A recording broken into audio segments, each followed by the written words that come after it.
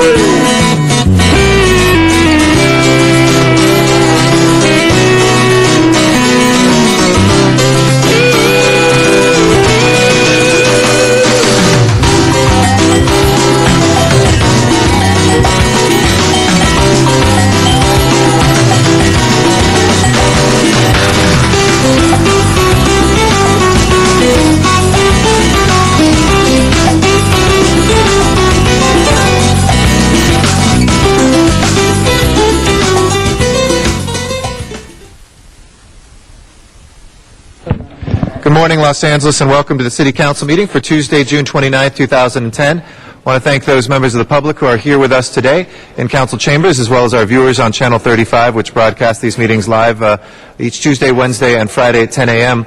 They're also rebroadcast in the evening. And for your convenience, these meetings are available online through lacity.org, where you can catch live streaming webcast of this council meeting, and also archived footage of all of our past council meetings. And you can also use your telephone and calling in the following number, 213-621-CITY. That's 213-621-CITY, and that's called Council Phone, and you can listen in to our council meetings and any of our committee meetings as well.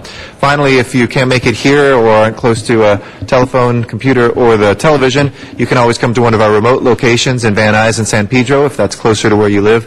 And we're able to accept your testimony from there as well for your convenience. I want to thank those members who are here on time, and with that, let's go ahead and call the roll, Mr. Clerk. Alarcon, Cardenas, Hahn, Weezer, Korechka, Corian, Labange, Parks, Perry, Reyes, Rosendahl, Smith, Wesson, Zine, Garcetti. 11 members present and a quorum, Mr. President.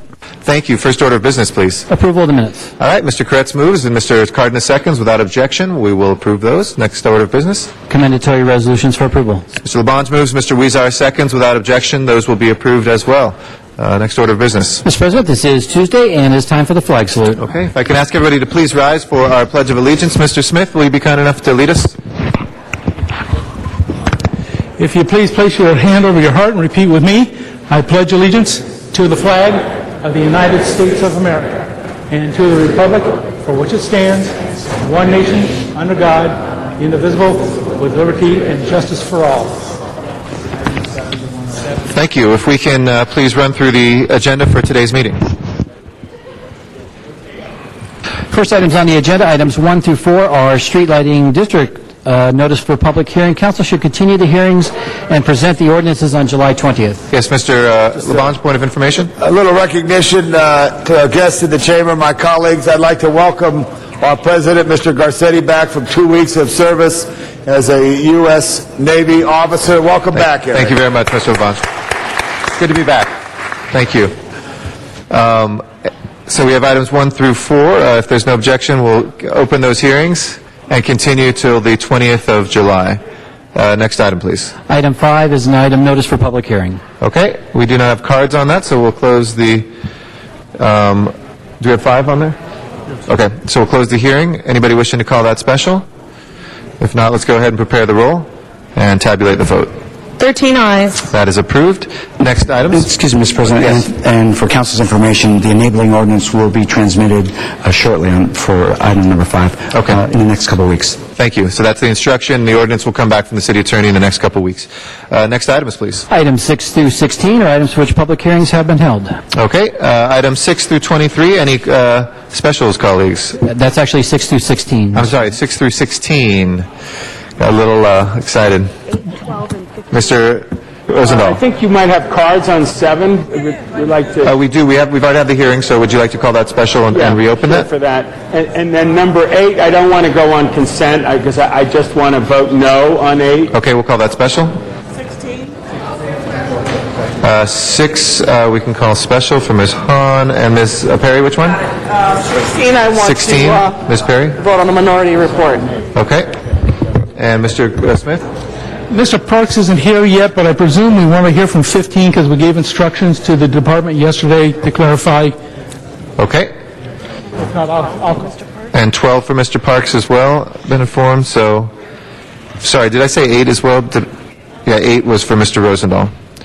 That leaves us with 9 through 11, 13, and 14. Is there anybody who wishes to call those specials? 9 through 11, 13, 14. If not, let's take up the balance. Please open the roll, close the roll, and tabulate the vote. 13 ayes. That is approved. Mr. Rosendahl will vote on number 8 right now, Mr. Rosendahl. So if you wanted to vote against that, we'll just... Yeah, we can vote on it, but I'm sorry. Mr. Parks wanted to call it special, too, so let's wait. I think there's a desire to talk about it a little bit, so I'll remind you when we come back to it. And Ms. Perry, on number 16, did you want to call that special for debate or just to I just vote? wanted to vote on the minority report. Okay. So there's the majority and the minority report on file. Why don't we hold that special, and you can move the minority report when we come to it. So there's no way to just kind of vote on the minority report. You'd have to move it. So we'll Mr. President, so should we have 2 separate votes? And then I'll vote no on the majority report and vote yes on the minority report. Did you want to move the minority report first? You have to. Somebody has to move it to be able to vote on it. Yeah, that's fine. Okay. Was there a second on the minority report from Ms. Perry? Okay, Mr. Zine seconds that. Thank you, Mr. Zine. Okay, so colleagues, on number 16, there would be 2 votes on this, potentially. First question would be to whether to substitute the minority for the majority report. Okay. I think because this is a big enough item and there might be some questions, why don't we call this special, Ms. Perry, for folks to see the difference between the minority and majority report. So we'll hold that for right now, but that is on the table, Ms. Perry moving the minority report, but we'll come back to that. Next items, please. Items 17 through 23 are items for which public hearings have not been held. 10 votes are required for consideration, and there is a request to continue items 19 and 23 to July 20th. Okay, is there any objection? If not, we'll continue 19 and 23 until the 20th of July. That leaves 17, 18, 20 through 22. Do we have cards on any of those? There are cards on 18 and 21. Okay. We'll close the other public hearings. Mr. Labange, do you want to call on special? Wanted on the 15. Yep. I wanted to make sure the Arts and Parks Committee could give a report on that. On which? On number 15? 15. Yep. That came from your committee, so you'd have the first precedence on that. If not, let's go ahead now on the balance of the items. Please open the roll, close the roll, and tabulate the vote. 13 ayes. Not yet. Those are approved. Next items are 24 through 26. And those are items for which public hearings have not been held. 10 votes are required for consideration. Okay, if there's no objection to consideration, those are before us. Do we have any cards on these? There are cards on 24. Okay, we'll call 24 special for cards. 25 and 26, we will close the public hearings. Anybody wishing to call those special? 25 special. And 26, anybody? If not, let's go ahead and open the roll on 26, close the roll, and tabulate the vote. 13 ayes. Okay, that is approved. That will take us back to our general public comment now. We have a speaker podium right before us, right there, with 2 minutes per speaker, and for those who are testifying from our remote facility in Van Nuys as well. Our first speaker is Mr. Armando Herman, and then after that is Dr. Clyde Williams.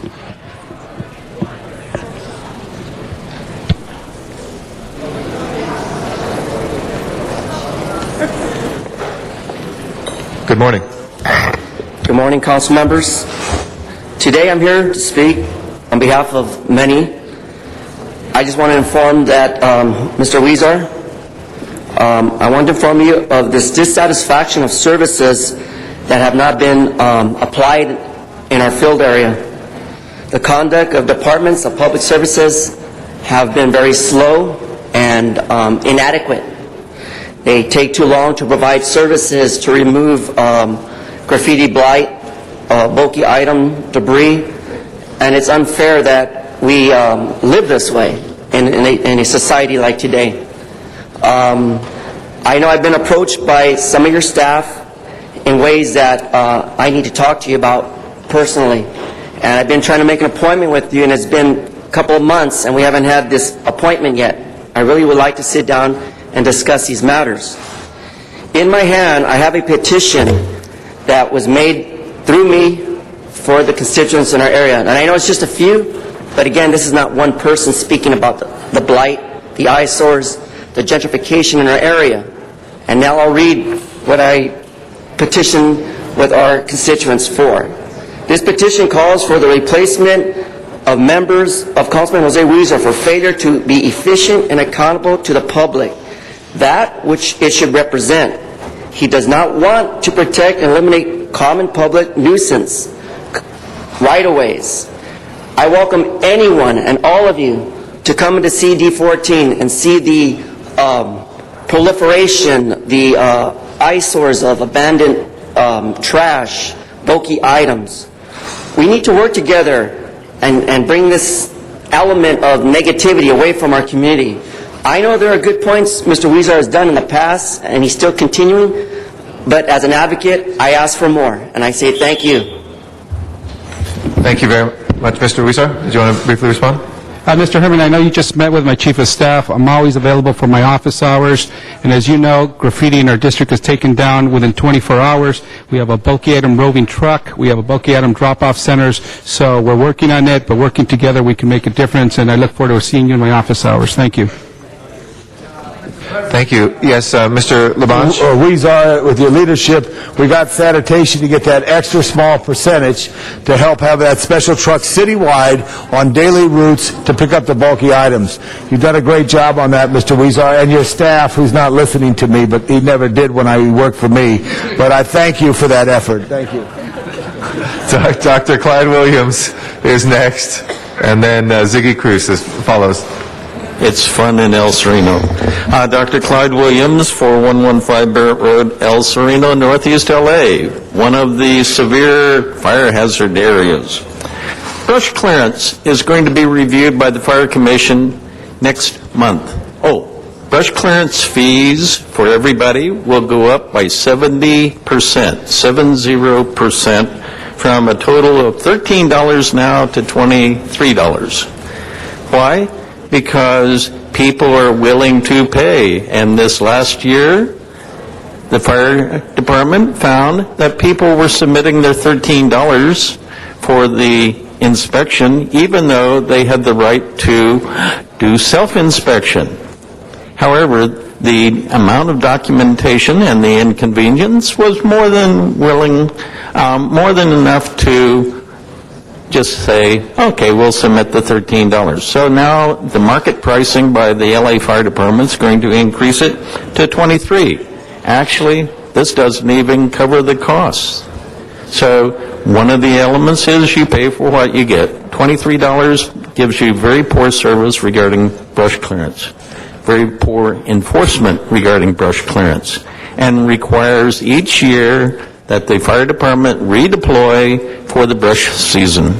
So we're looking at this. Why? Because a lot of people pay for the fire department, but the services are given to those areas which have brush, including CD13, CD1, CD2, CD5. A lot of CDs have the hillsides, and that's where a lot of people live who are very important to this coming year's election. Thank you. Thank you very much, Dr. Williams. Ziggy Cruz is next. Good morning, Ziggy. Good morning, council members. Good morning, council president. I'm here today to inform you that the Plum Committee will be hearing the proposed target project for East Hollywood this afternoon. And then tomorrow this project will be before you. It is truly amazing that this particular project, which was continued over and over again since August 2009, and was never heard in Plum, miraculously gets on your agenda like a day later. Right there it is. Even though tomorrow's agenda cannot possibly reflect or give correct information about the decision that's being made today. For almost 2 years now, a number of constituents in CD13 have tried to meet with council office, but CD13's land use consultant, Ms. Kelly Bernard, has refused to meet with them, even though we are the residents. In our mind, it appears that Target is a project that is a done deal. However, we're the ones who have to live with the consequences of a 90 feet tall store that clearly will impact the community with more traffic, less parking, extreme height, and additional noise, just to name a few. Up to this point, Target refuses to do an environmental analysis to mitigate these impacts, and as far as we know, council is not pushing for it either. Target has received privileges that no one else is receiving, especially the ones that live in our community. I'm wondering why the City of Los Angeles has a Plum Committee, since it seems like an illusion. A developer has a project, doesn't get out in Plum, just push it right through. So why not skip the Plum right from the beginning? Council President Garcetti, you have the power to stop this and make Target and the City of Los Angeles come up with a solution that everybody can live with and be content with. We look to you for your support, and we're hoping that you can respect us, your constituents, by supporting us and for once not going with the developer side. Thank you. Thank you, Ziggy. Donna Pearman is our next speaker in Van Nuys, and then after that is Michael Hubman back here in the council chambers. Good morning, Ms. back, Pearman. Eric Garcetti. Anyway, we really wanted to be here, and she'll be back. Anyway, we want to help our libraries. Of course, I've learned so much from books and libraries that it's not good to make it on a parcel tax, because I don't get to speak on it. Homes are being foreclosed. You want to put a moratorium on rent increases. How can you without a moratorium on property taxes? No parcel tax. And there's no sunset clause on that one on the libraries. It's not temporary. You let the CRA get $586 million to play with. Why doesn't the CRA help the libraries? Why didn't you let the sales tax go for city services? Why not drop the 3010 huge rail projects? Destroys our city. Doesn't the MTA get enough to play with the Prop A and Prop R money? Meanwhile, our local buses are next to impossible to really get anywhere. Our mayor gets at least $50,000 in free gifts. He says he's acting his capacity as mayor. Take a picture as mayor, shake hands, somebody's hands, and get free courtside tickets. Lakers, Dodgers, plays, you name it, he gets it for him and his girlfriend. It's not right. Maybe AIG can give donations to libraries. Our cops die to protect us. They don't get free gifts. We have a problem with our leftist pro-Muslim president who won't listen to his leaders, who knows they know more than him. He only wants to hear others spout his opinion. We're in deep trouble. He shuts down the ocean drilling, but doesn't care about thousands of jobs are affecting. Maybe maybe they should work in alternative sources. How about thousands cleaning up the spill? We'll be happy with sleeper cells, Muslim terrorists, Somalis blowing up, destroying America. Remember, 9/11 can happen, maybe even happen here. We're not safe. We're not sound. We have to take care of our border. They're coming through the Mexico to America. Let's save our city. Thank you. Thank you very much, Donna. Michael Hubman is our next speaker. After that will be Chris Petrillo. Good morning. Good morning. My name is Michael Hubman. I'm a human rights and homeless rights activist.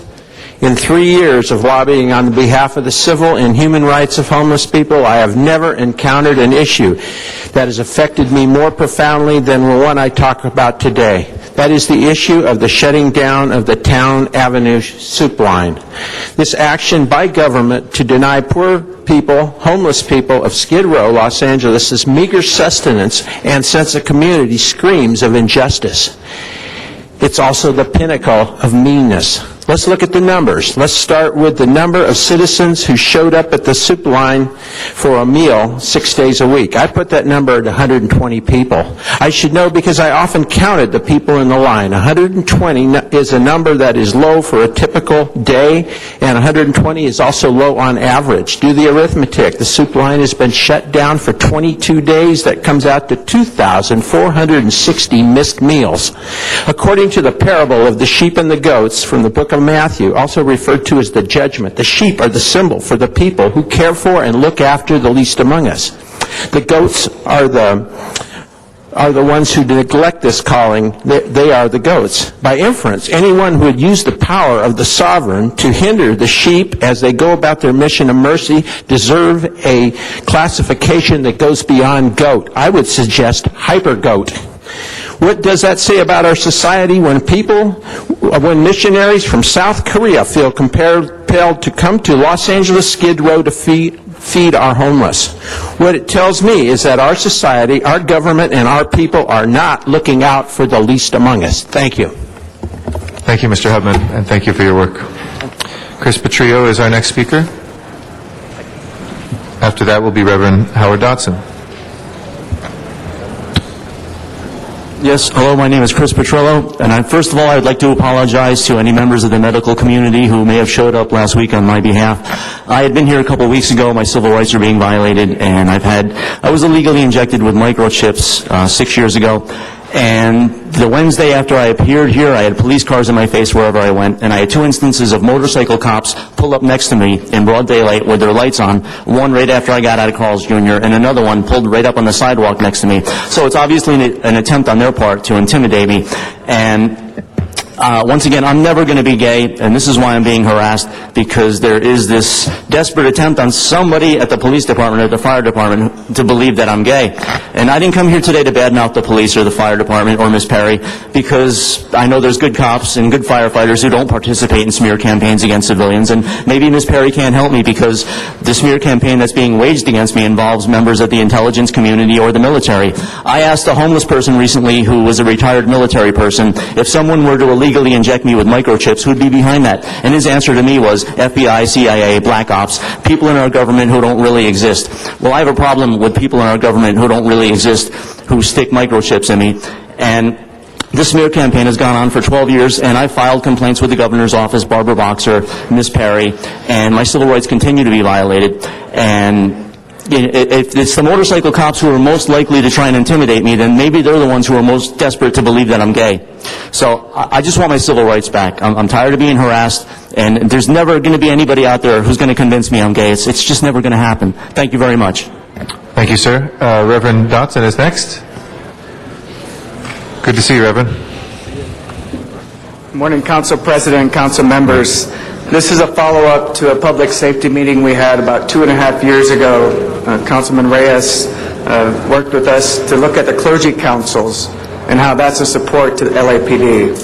And I want to commend Reverend Jackson and the crisis response team for their leadership in making sure that the crime victims have the emotional and spiritual support from the clergy. And I've seen how all the divisions and the community relations officers have done their part. And I'm working on our part in terms of the clergy to show up at the clergy council meetings to support your community policing efforts. It's been 4 years now since William, Anna, and Julio were killed in South Robertson. And 4 years ago, my career changed. And from then on, I've been a crime victims advocate. And this workshop that I've shared with you is going to be tomorrow at the church that I was serving when these 3 young people were killed. And they need to know, the families need to know, that they're going to have the emotional and spiritual support after a homicide. I've worked with 45 families now, and my dissertation project is to do these trainings for clergy, because in seminary, we don't get the training that we need to be able to accompany these families. They need to know what PTSD is, complicated grief, risk for suicide. And the tragedy goes on for a long time. The protracted legal process, many of these families have complicated grief because they don't grieve until there's a sentence. And so we want to support the clergy councils, and we want to support the crisis response team to make sure that these families are cared for. Thank you. Thank you very much, Reverend. Thanks for all you've done. Yes, Mr. Reyes? Thank you, Congressman. I just wanted to rise and thank Reverend Dotson for all his hard work. You have filled a gap that was a real sore point for many of the families who are victimized by violence, and I thank you for the comfort and that sense of support that you provide. Thank you. Sobs of these moms. We have to do everything we can. Thank you very much, Reverend. Agustin Cebera is our next speaker.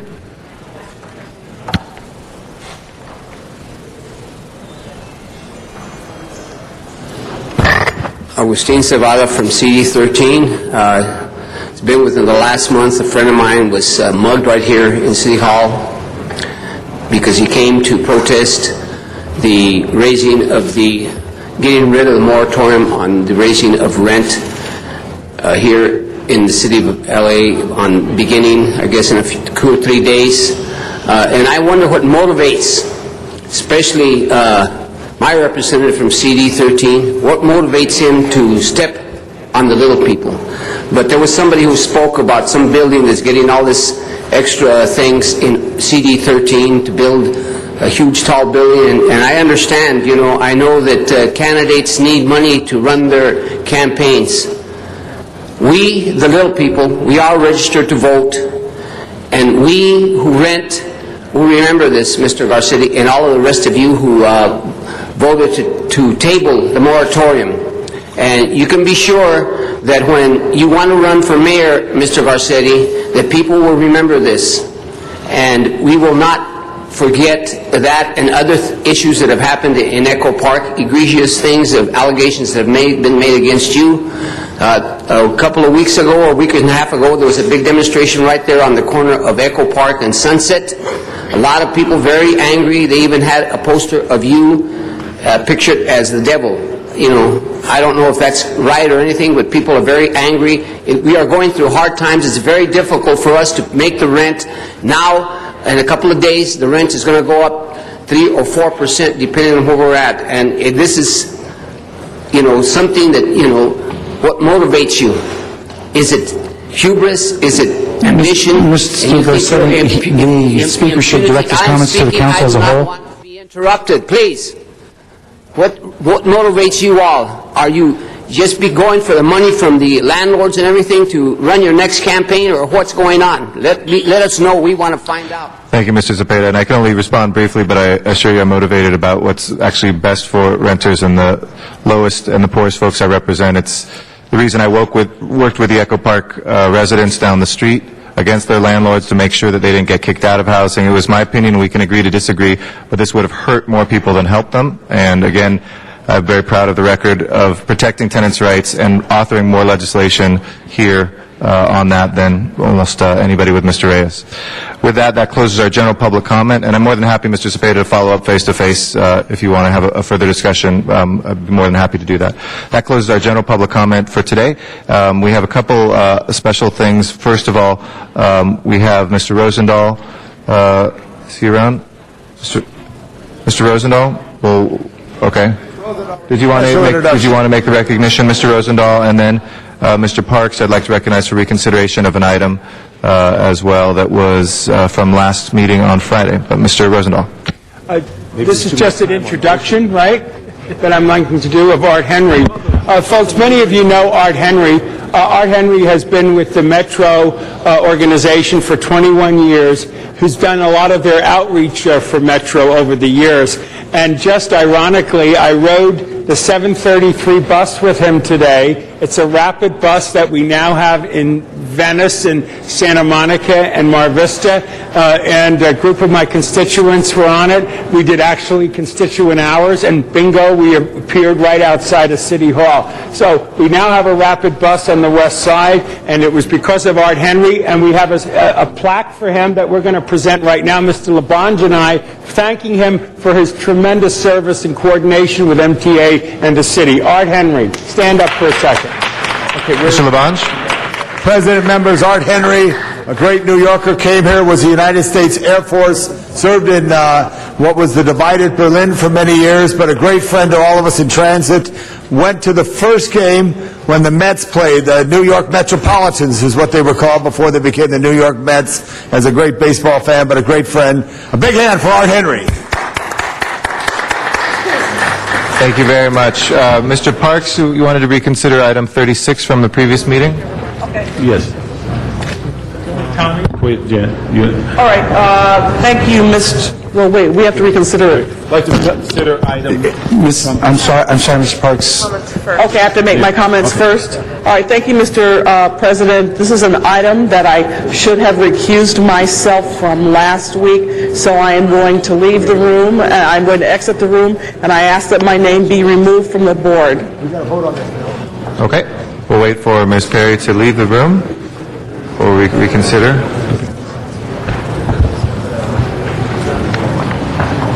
Okay.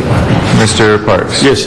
Colleagues, item 35 from last week, 36 from last week is a Rule 16. That's a motion created by Mr. Weston. I second it, in which it deals with the Slauson Central Retail Center, and it deals with a restated deposition of a development agreement between CRA and the Slauson Central LLC developers. And basically it asked that the council file be reopened, number 07-4174, and that published notice according to law and agendized the action necessary for City Council to reconsider the approval of the amended and restated disposition and development agreement. So that's what we asked to be reconsidered. Ms. Perry wanted to be recused on that item, and so we reconsidered, asked for an aye vote so this can move forward. Great. Thank you. Let's go ahead and open the roll on the reconsideration, close the roll and tabulate the vote. 12 ayes. That is approved. And yes, Mr. City Attorney, do you want to say something? Just for the record, the item from 36 was just setting the hearing date and reopening the council file. That's right. Okay. Let's go ahead and prepare the roll and tabulate the vote. 12 ayes. And that is approved. Next item called special, please.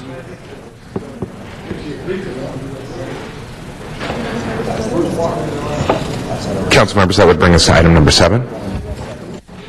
Item number 6? Ms. Hahn? Item number 6 is before us. Did you want to take that up now? Okay. Let's go to item 7. We have a... Mr. Rosendahl, you called item 7 special? Mr. Rosendahl? Item number 7, you called special? Yeah, thank you, Mr. President. Could I ask Valerie to come on up and the other city attorneys to come on up to the desk? Colleagues, item 7 before us today is a revised ordinance pertaining to the definition of oversized vehicles and modifying the procedures to establish oversized vehicle parking restrictions between the hours of 2 a.m. and 6 a.m. Oversized vehicles, for the purpose of this ordinance, are defined as vehicles over 22 feet in length or over 84 inches in height. This is not a new ordinance for the city of Los Angeles. We originally passed this a few years ago. Ms. Hahn and I worked on that. The harbor and South Brentwood was where we piloted it. What we're doing today is approving new language which will provide more clarity for our city enforcement staff to be able to do their job and will provide much-needed relief in some neighborhoods. The ordinance pertains to vehicles that are parked between the hours of 2 a.m. and 6 a.m. only. This citywide ordinance, as with most, has built in the flexibility we need to implement it in our council districts. How I want this ordinance to work in CD 11 may not be the same as CD 4 or 5 or 15 or anybody else in dealing with working with your neighborhoods. For instance, in CD 11, my residents are going to have to go block by block with the 2/3 of the signatures of the people who would be impacted and are part of it. And that's how I'm going to do it. But it's really up to each council member as to how they want to move forward with this. And we will work with DOT, LADOT, to install them. Today's approval is not a blanket approval of an entire area or council district, but rather what this ordinance does is provide an option for neighborhoods and other tools in our toolbox for our LAPD and LADOT parking enforcement.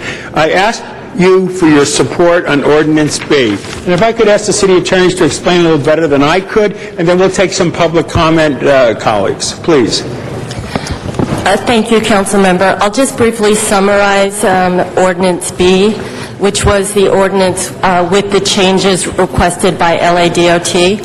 First of all, there will be 2 methods to establish an oversized vehicle ban on certain streets within any council district.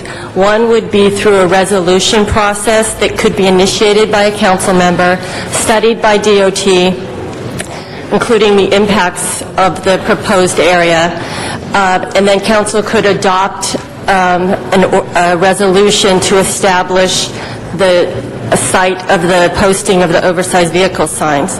Alternatively, the council through an ordinance could adopt an area for oversized vehicle signs. In the second scenario, an ordinance, LADOT would be able to weigh in through the Rule 38 process. Some other changes to the ordinance include that a ban must apply to an entire block as opposed to a portion of a block. And that was something DOT thought was important in terms of harmony among neighbors and clarity and notice for potential oversized vehicles. And lastly, DOT asked that we eliminate the loading and unloading requirement for residents who want to have a permit to park an oversized vehicle in front of their residence for up to 3 consecutive days. This would accommodate out-of-town guests who are visiting, and the unloading and loading restriction was deemed difficult to enforce and unnecessary. Judy, did you want to add anything? No, Okay. thank you. With that in mind, Mr. President, could we open up comments from the public on it? How long per speaker? How many cards do we There's have? 5. 5 cards? Tommy, what are you doing? 2 minutes apiece. Okay. Michael Millman is our first speaker. After that is David Ewing. Good morning. Good morning. Nice to see you again. You too. My name's Michael Millman. I live in Mar Vista, California. Let's be really clear what we're talking about. In Santa Barbara, in Santa Monica, in Malibu, in La Jolla, in Laguna, in the South Bay, there is restricted parking at the beach. There's only one place where you can bring your RV. Madam Clerk, I'm showing a picture that depicts 2 RVs. That's Venice, California. So the council person has said, look, let's restrict the size of the vehicle as to length and as to width so that we can get a little justice in Venice, California. Remember, there's only one venue in the state of California that you can bring your RV to, and that's Venice, California. That's not right. That's not fair. The council person and his staff and the city attorney and the Coastal Commission worked 300 hours to cut a deal, to make a deal, and at the last minute the Coastal Commission stabbed everyone in the back by reneging on the settlement that was made. That's not fair. Don't you think the city of Los Angeles is entitled to have jurisdiction over its streets, whether it's a stop sign, a speed bump, a red curb? All we're really saying is in our neighborhoods in Mar Vista, in Echo Park, in Silver Lake, in Venice, if there's a lodger in a motor vehicle, all we're really saying is we'd like to have the opportunity to do so. I brought a sign from Playa del Rey that also shows we already have the restrictions in Playa del Rey. I urge everyone to stand in favor of a very, very, very benign ordinance that will merely allow people in their neighborhood to restrict people who are unlawfully living in their car. I favor a safe RV park. Thank you, sir. David Ewing. After that is Mark Rybeck. Excuse me. Good morning, council members. I'm David Ewing, a Venice resident, member of the Venice Action Alliance. And I want to bring up something. We support, Venice Action Alliance supports amendment of the oversized vehicle ordinance, but we think that the city and its residents deserve an ordinance that's internally consistent. And this ordinance has a very strange inconsistency as it's written before you. While one section, section B2, requires quite detailed procedures, standards, and criteria for a district of less than 6 blocks, no such requirements are made for a district potentially thousands of times as large, created by ordinance under section B1, which allows oversized vehicle ordinance districts of potentially unlimited size. There's no limit written into the ordinance for size. We think that this makes no sense. Once you create an all-encompassing district by ordinance, you have no need for small districts of less than 6 blocks here or there. Thus, the ordinance creates a sort of Maginot Line, fortifying against small abuses while blinding itself to the fact that the fortifications can be easily circumvented, or more to the point, simply engulfed by the larger district with no such strictures. We realize that much of the work in creating specific rules gets done in the creation of the implementing ordinances, and that different areas of the city may have different needs, but that does not excuse a total lack of guidance in the enabling ordinance. It is an invitation to bad implementing legislation. So I urge you to take this back to the drawing board. And one other thing, Councilman Rosendahl. I have to ask you to conclude, just to keep things as even and fair as possible. So, yes, he's a great guy. Let the record reflect. Thank you. Okay, great. Mark Ryavec is next. Thank you, Mr. Ewing. Appreciate your understanding. Anthony O'Carroll is after that. Good morning. Good morning, members of the council. My name is Mark Ryavec. I'm president of the Venice Stakeholders Association. I'm here to urge you to support the ordinance that's before you as it is presented. We've worked closely with Councilman Rosendale's office, with the city attorney, with Department of Transportation. Basically, this is an ordinance that you have previously adopted with some very modest changes. They are changes that are critical to making the ordinance effective in our district and conceivably also in your districts. I don't want to take any more of your time. I would ask it for an aye vote. Thank you. Thank you, Mr. Ryavec. Anthony O'Carroll. After that is Sue Kaplan. Good morning. Good morning. I'm Anthony O'Carroll. I work for NSB Associates. We're a company that has owned and operated properties in Venice for more than 30 years. We urge you to strongly support the ordinance that's proposed. The problem with the beachside communities and the lack of enforcement in Venice means that the entire problem of RV parking is funneled into Venice, and it's a critical issue now for our tenants and for the residences. So we strongly urge you to support the ordinance. Thank you.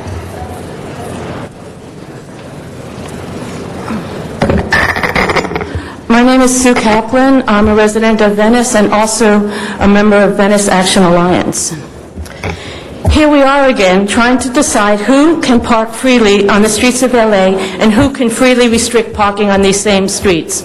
I ask you to consider a continuance rather than to vote this morning, and to consider the new ordinance that members of Venice Action have submitted to the councilman called Ordinance C.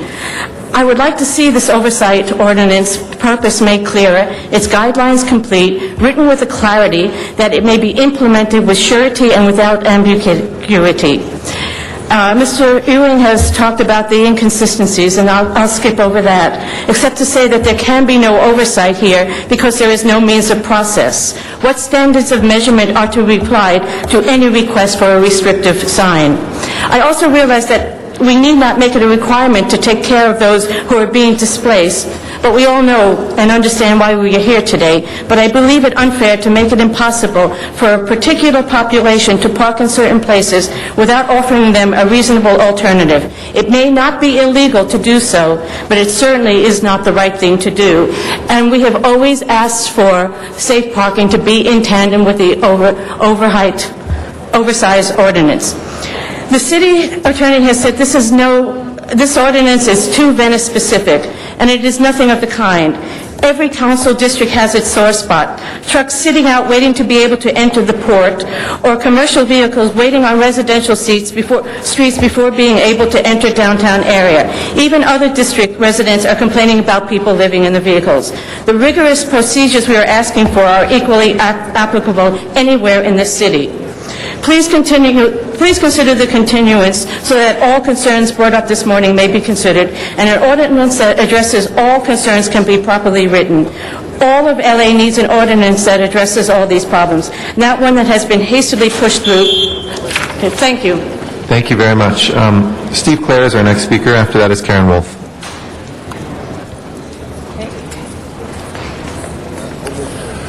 Good morning. My name is Steve Clare. I'm a Venice resident and the executive director of the Venice Community Housing Corporation. VCAC urges the City Council to refer this matter back to the Department of Transportation for further revision. We previously sent a letter to the City Council detailing many of our concerns. I want to summarize them briefly this morning. First, the proposed ordinance is clearly intended as a tool to force those who must live in RVs and campers out of areas where oversized vehicle parking restrictions are to be implemented. Homelessness is already a huge problem in the city of Los Angeles, and unless remedial provisions are included in the ordinance, the approval today would only make matters worse. Councilman Rosendahl has already pledged to implement an oversized vehicle ordinance only in tandem with the safe parking program in Venice. VCHC urges that the ordinance be revised to require the safe parking alternatives be identified in every implementing ordinance. Second, state law provides that vehicles that display a legitimate disability placard are exempt from parking restrictions. VCHC urges that this ordinance be amended to expressly acknowledge that exemption so that people with disabilities are informed of their rights and law enforcement officials are fully apprised of this exemption. Third, many terms in the draft ordinance are not carefully defined. How large can an oversized vehicle zone be? Can it cross councilmanic boundaries? If it does, whose recommendation is required to initiate a DOT investigation? What constitutes a substantial number of affected residents, and who are affected residents? These are among the questions unresolved by the ordinance as proposed. The ordinance needs some fine-tuning. We urge that the City Council return this ordinance to the Department of Transportation for further work. Thank you very much. Thank you. Karen Wolf is our last speaker. Hi, I'm Karen Wolf. I'm a resident of Venice and part of Venice Action Alliance. I'm asking for a no vote or to refer this back to the Department of Transportation. As one of the Venice constituents said, that he worked hard on this with the council office, with the city attorney, but a lot of Venice has not. And so we need time for that. This is about RVs, and you all approved $750,000 in funding for a safe parking program in Venice, for a pilot program for the rest of the city, and that needs to take place in tandem with this, as our councilman has promised us. And so I do urge either a no vote or to refer this back to the Department of Transportation to work out the details. Thanks. Thank you very much, Ms. Wolf. That is our last speaker. Mr. Labange is next on the queue. Mr. Labange? Was that from previous? No, Mr. Rosendahl, I understand the situation. Is there any tinkering that needs to be done, or should we go straight ahead with this? No, I think we go straight ahead with it. It's a generic ordinance for the entire city. I'll work out details and specifics in my district with my constituents in each area. And for those who have a handicap placard, they're exempt from this? It's the same state laws on handicaps that exist, would obviously exist for this. There are rules that protect people with plaques. And just for the question, and not to question you, Mr. Rosendahl, but there was this discussion by the Coastal Commission. Was that on this issue at all? Was that affected by this, or is that another issue? No, look, we have an ordinance called an oversized vehicle ordinance on the books right now. All we basically did was change the word, which said 22 feet long and 7 feet high, to saying or. So it's just fine-tuning an existing ordinance. Each council member has the opportunity to amend it any way they want with specifics. Whatever the challenges are, driveway width, street collection of trash, all that stuff. Yeah. Drains. Thank you. I know you've worked very hard on your staff. I want to thank the City Attorney's Office for their hard work and DOT for trying to find a solution to this pressing challenge of a beautiful part of our great California. Thank you. Mr. Smith? Thank you. I'd like a city attorney question, or staff, either one. And I support where you're going with this. I've seen this for too long, and I want to do what we can to solve this problem. As it relates to the request for the removal of the language on the 72 hours, that's only for moving vans and that kind of activity, not for motorhomes, right? The ordinance will only apply to oversized vehicles, and the definition is being changed from an or to an and. So in the future, an oversized vehicle will be deemed to be any vehicle that is either 22 feet long or 7 feet high, not both, as is the case under the current ordinance. So if you are an undersized vehicle, you don't fit that definition, then the 72-hour rule will apply by default. Okay. What about the large moving vans? You're going to say they can stay there indefinitely? Well, those would be oversized. A large moving van would be longer than 22 feet and probably also taller than 7 feet. But again, the ordinance would only restrict oversized vehicle parking from the hours of 2 a.m. to 6 a.m. Most moving vans, do their business unloading and loading during, daylight That's the hours. professional movers. I'm worried about the rental vehicles, the U-Hauls, et cetera. Right. And if we're saying we're removing that language, that means somebody could park a U-Haul truck there for weeks on end. Well, the other thing is a resident who was hiring a moving truck could apply for a permit if a truck needed to be parked outside the residence for up to 3 days to accommodate a move. They could get a permit for that that would exempt that oversized vehicle and allow the moving van to park there while the loading and unloading was occurring. So who enforces that then? It would be enforced by LADOT. DOT, not LAPD. My experience has been, it's our senior lead officers out there that enforce these kind of problems in communities. That's kind of their function, or traffic enforcement people with DOT. But I found that LAPD senior lead officers generally enforce those neighborhood kind of problems, and you may be removing a tool from them. Councilmember Smith, yes, that is correct. We will continue to work with LAPD, so both LAPD and LADOT would have that ability to enforce, and actually our resources are much less during those hours, so LAPD is a great asset to us. Okay. And also, just to add some clarity to your question, there needs to be a posted sign for any of this to even occur. So, so if a moving van is moving without any signage, there's no issue. It's if an area has gone through this process and has signs on them, then as City Attorney mentioned, then there is a permitting process. What the clarification on the loading and unloading was, it was so hard for enforcing, and it was an inconvenience for public to be able to load and unload. Mainly their RVs or other equipment that are in it, so we decided to clear that in the ordinance. Okay, that's fine. I understand that, and I'm okay with that.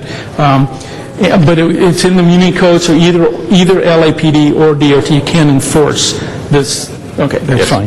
And then I forgot what my other question was, so that was the big one, though. That's okay. Thank you.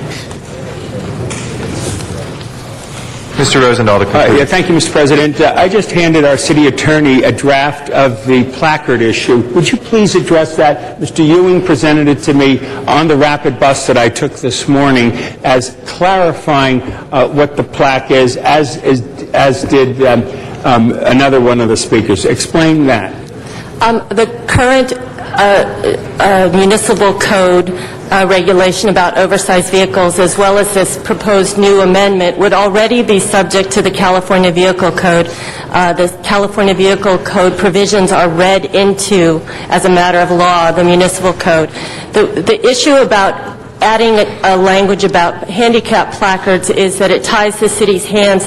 In the event state law changes, city law would then refer to an outdated portion of the state law. So we would prefer the flexibility to allow the municipal ordinance to be interpreted lawfully pursuant to state law and be able to ably accommodate any changes to state law. So if Steve Clare's point about that placard or David Ewing's point about that placard, right now it's covered within state law. Correct, and because it's covered by state law, it's also read into the city oversized vehicle now ordinance. what if the state law were to change? How does we get on it so we can protect the placard issue? We could then amend the ordinance if we wanted to protect handicap placards to exempt handicap placards from our ordinance. Okay. But they're currently exempted under state law.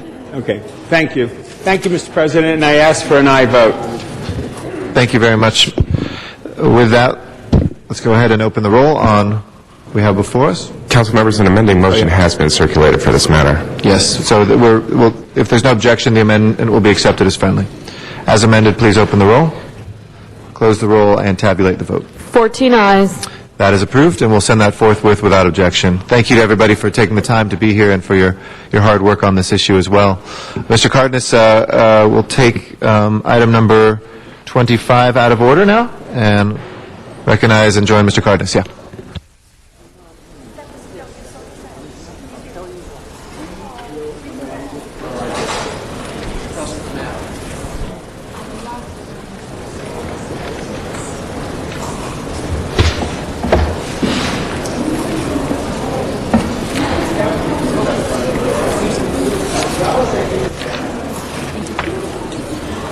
Thank you, Madam President. President Hahn.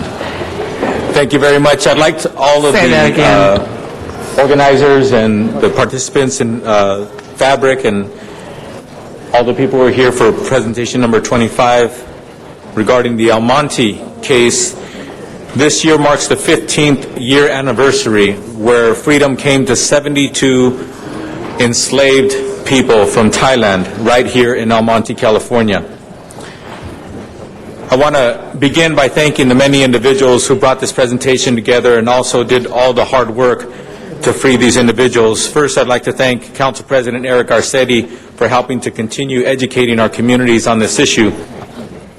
And Chief Beck was here this morning at a press conference, and also I'd like to thank LAPD Metropolitan Task Force on Human Trafficking and their tireless efforts.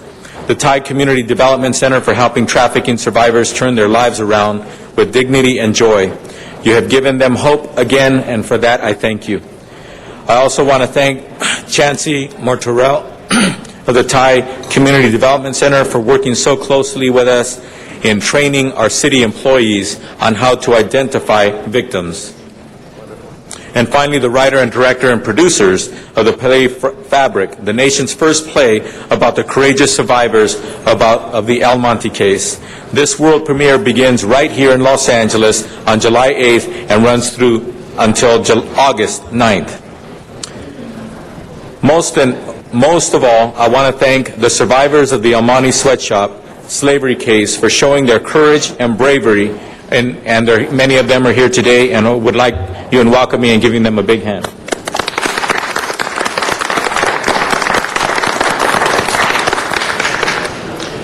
As you see, there's a quilt behind me, and they're holding this quilt that was sewn together as a form of solidarity, and it was built by the hands of the same victims that were saved in the El Monte case. 15 years ago, these human beings came here for the American dream, and what they got was a horrific nightmare. They worked day and night, sometimes up to 20 hours a day. They slept on the floor. They slept on strewn mattresses across the floor and were given very little food. Today, we are commemorating the anniversary of their freedom and reaffirming our commitment to educating the community and members at large about modern-day slavery that occurs right here in our backyards. Today, the Thai Community Development Center and a celebration of freedom for the survivors of the El Monte Sweatshop case is what we're celebrating. We will continue to remind communities that slavery is not just a crime of third world countries, that slavery occurs right here within the boundaries of our city. With that, I'd like to show a 2-minute promotional video we put together for the play Fabric and urge the public to see this compelling story of the 72 Thai survivors. Please roll the video. Covered what could be a form of modern-day slavery. Scores of Thai nationals were being kept as slaves, held against their will at a sweatshop in El Monte. When federal authorities went in and raided the apartment complex, we're sending a message to traffickers. We see you, we know you, and you will no longer set up shop in our city. Inquietante resultado en este complejo del Monte, en donde docenas de inmigrantes de 20 hours a day. It was a stunning example of modern-day slavery right in the shadow of Tinseltown.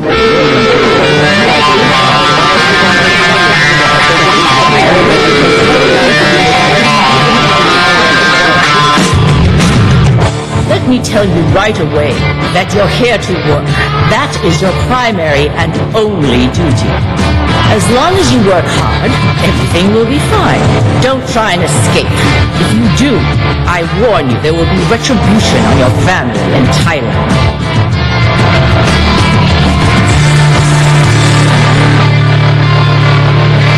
Fabric is the nation's very first play about the infamous El Monte Sweatshop slavery case. Characters are based on real-life survivors like Rachana. It's like everybody moving on, and it's really good. They're all doing well. She was set free from a life of slavery 15 years ago today. Set free not from traffickers in a third world country, but from traffickers right here in America. She was one of the victims rescued in the infamous El Monte case near Los Angeles. There, 72 Thai nationals were found enslaved in a compound. They were forced to sew garments day and night. I was forced to get up and be ready to work from 7 a.m. until 11 or 2 o'clock some night. In 2003, Councilman Tony Cardenas started the city's task force on human trafficking and child prostitution. He says this play will help educate the public that modern-day slavery knows no boundaries. Human trafficking is modern-day slavery, and it happens right here in Los Angeles, right here in America, and throughout the world. Council members Tony Cardenas and Council President Eric Garcetti invite the public to this world premiere event. Trafficking is slavery. It's happening here, and it's happening now. Thank you very much, and I'd also like to thank Jose Castañeda and also Stacy Ballou from my office for putting together that wonderful video. Now I'd like to introduce, to say a few words, President Eric Garcetti. Thank you. Thank you very much, and thank you all for being here. Good morning, Sawadee. Today, the City Council will officially commend the Thai Community Development Center for its CDC for its tireless efforts to help the victims of human trafficking and modern-day slavery. And I want to thank Councilmember Cardenas for his leadership on this issue. As he said, so many people have to be still educated on this. Folks hear trafficking and they think we're dealing with transportation issues or traffic issues. This is human slavery, and it exists right here in Los Angeles. The Thai CDC helps and heals, working to ensure survivors and find justice. And so many of the women who are behind us today really have given their stories to us in Los Angeles to be a part of our living history. An infamous chapter, but one that we can turn right by recognizing and remembering that it happened to prevent the occurrences that are today around us.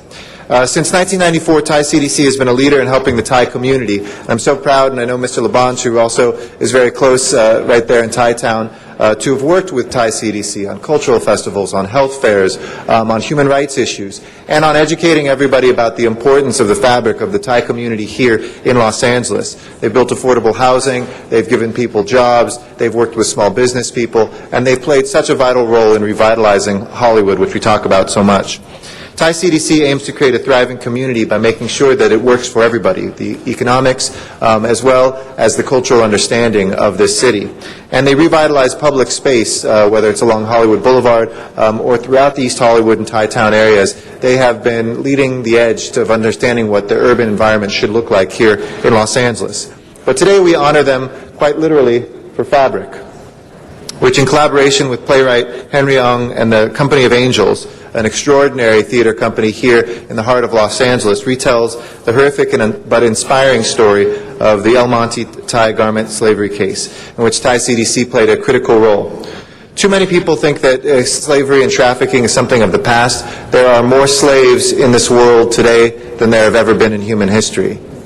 And let that settle in for a second to understand just the scope of the problem. After drugs and arms, the third biggest international criminal activity is the trafficking of persons. So the El Monte case was an incredible example for us to be able to show how the government and the community can and should work together against human bondage. People came to this country because we are the land of the free. And here in Los Angeles, we've broken through bureaucratic barriers, combining the forces of LAPD, FBI, ICE, Homeland Security, and other law enforcement to defend freedom at all costs. We cannot rest until every chain is broken and every person is free. Thank you to the Thai CDC, and thank you, Tony, for your leadership as well. Thank you, President Garcetti. Now we have a representative from the Thai Community Development Center, Chansey Martorell. Hey, Chansey. Thank you. Thank you, everyone. Thank you, members of City Council. Thank you, President Garcetti. Thank you, Councilman Cardenas. Thai CDC is very honored and privileged to be here today to really help everyone understand this scourge that faces us today in these modern times, the plight of human beings who have been sold and enslaved all over the world. And Los Angeles is one of the largest hub where we find human beings trafficked for the purpose of forced labor.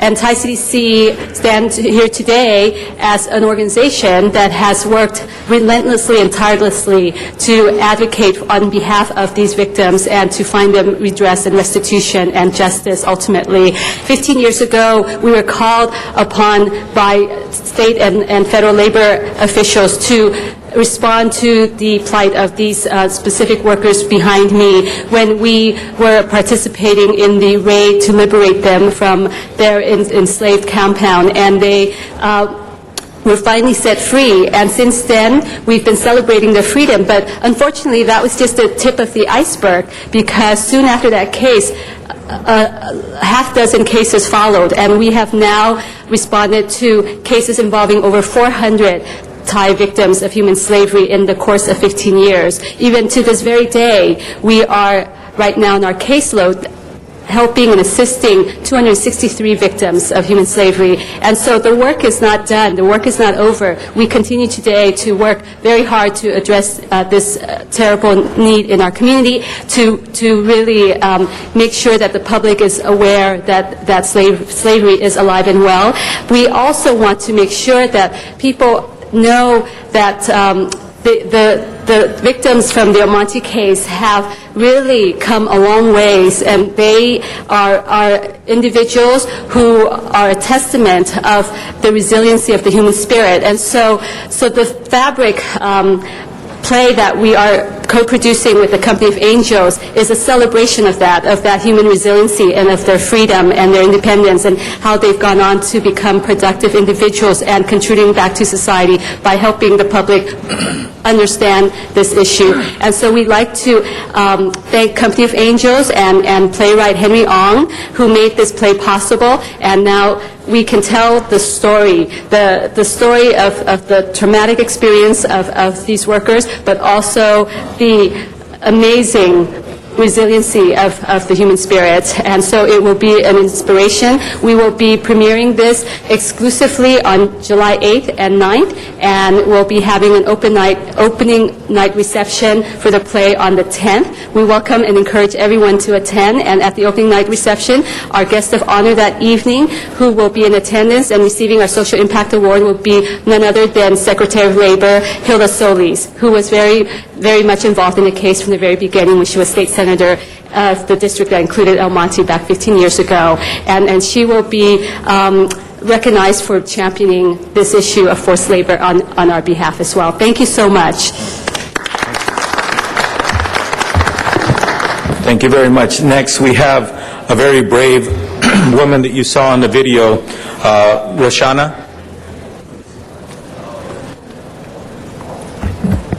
Hello, and thank you for taking us seriously, that you cannot overlook the situation that happened to us before, even though 15 years ago, but you overlook now modern day slavery is still happening, so please keep this in mind and keep us how much we suffer from this situation, and it's been a long time ago, but we suffer through so much. We don't want anyone to be treated like what we were treated. So we don't want anyone to come and verbally abuse and force us to work 7 days a week, almost 20 hours a day. So please, don't overlook us. It's happened here in LA. Thank you. Thank you very much, Roshana. Next, we have the playwright of the play Fabric, Henry Ong.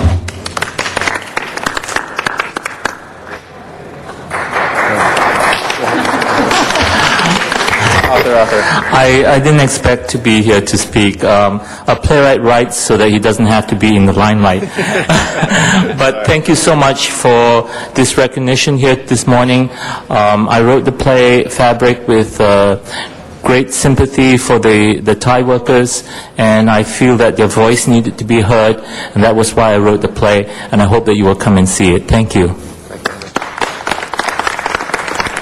Thank you very much. One of the main reasons why we came together today was to remind everybody that it is your eyes and ears that will allow law enforcement to prosecute these perpetrators when they hold people in bondage, when they hold people as slaves, like in the Almaty case that occurred 15 years ago where 72 people were freed.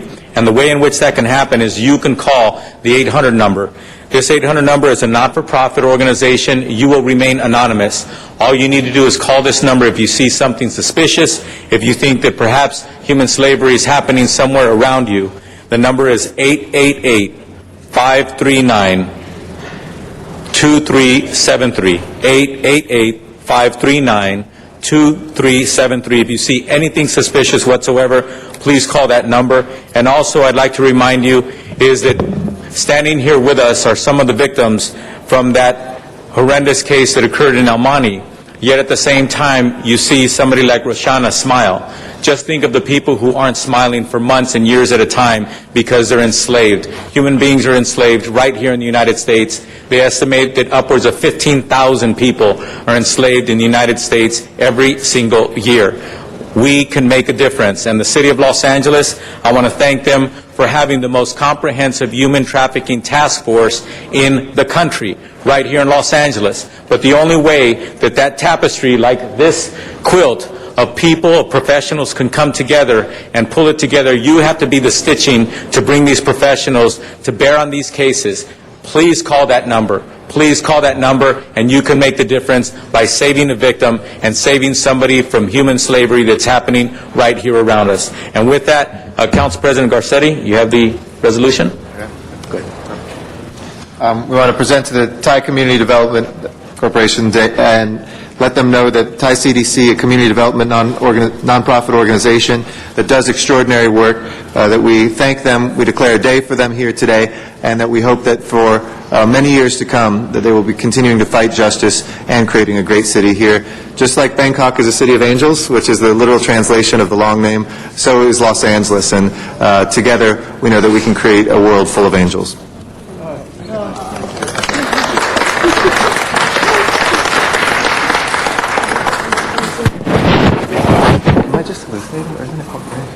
Center.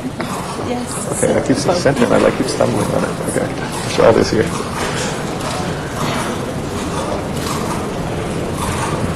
Thank you very much, Council President Garcetti and Councilmember Cardenas and the Thai Community Development Center for this very important presentation, continuing to educate Angelenos and those beyond on this very serious issue.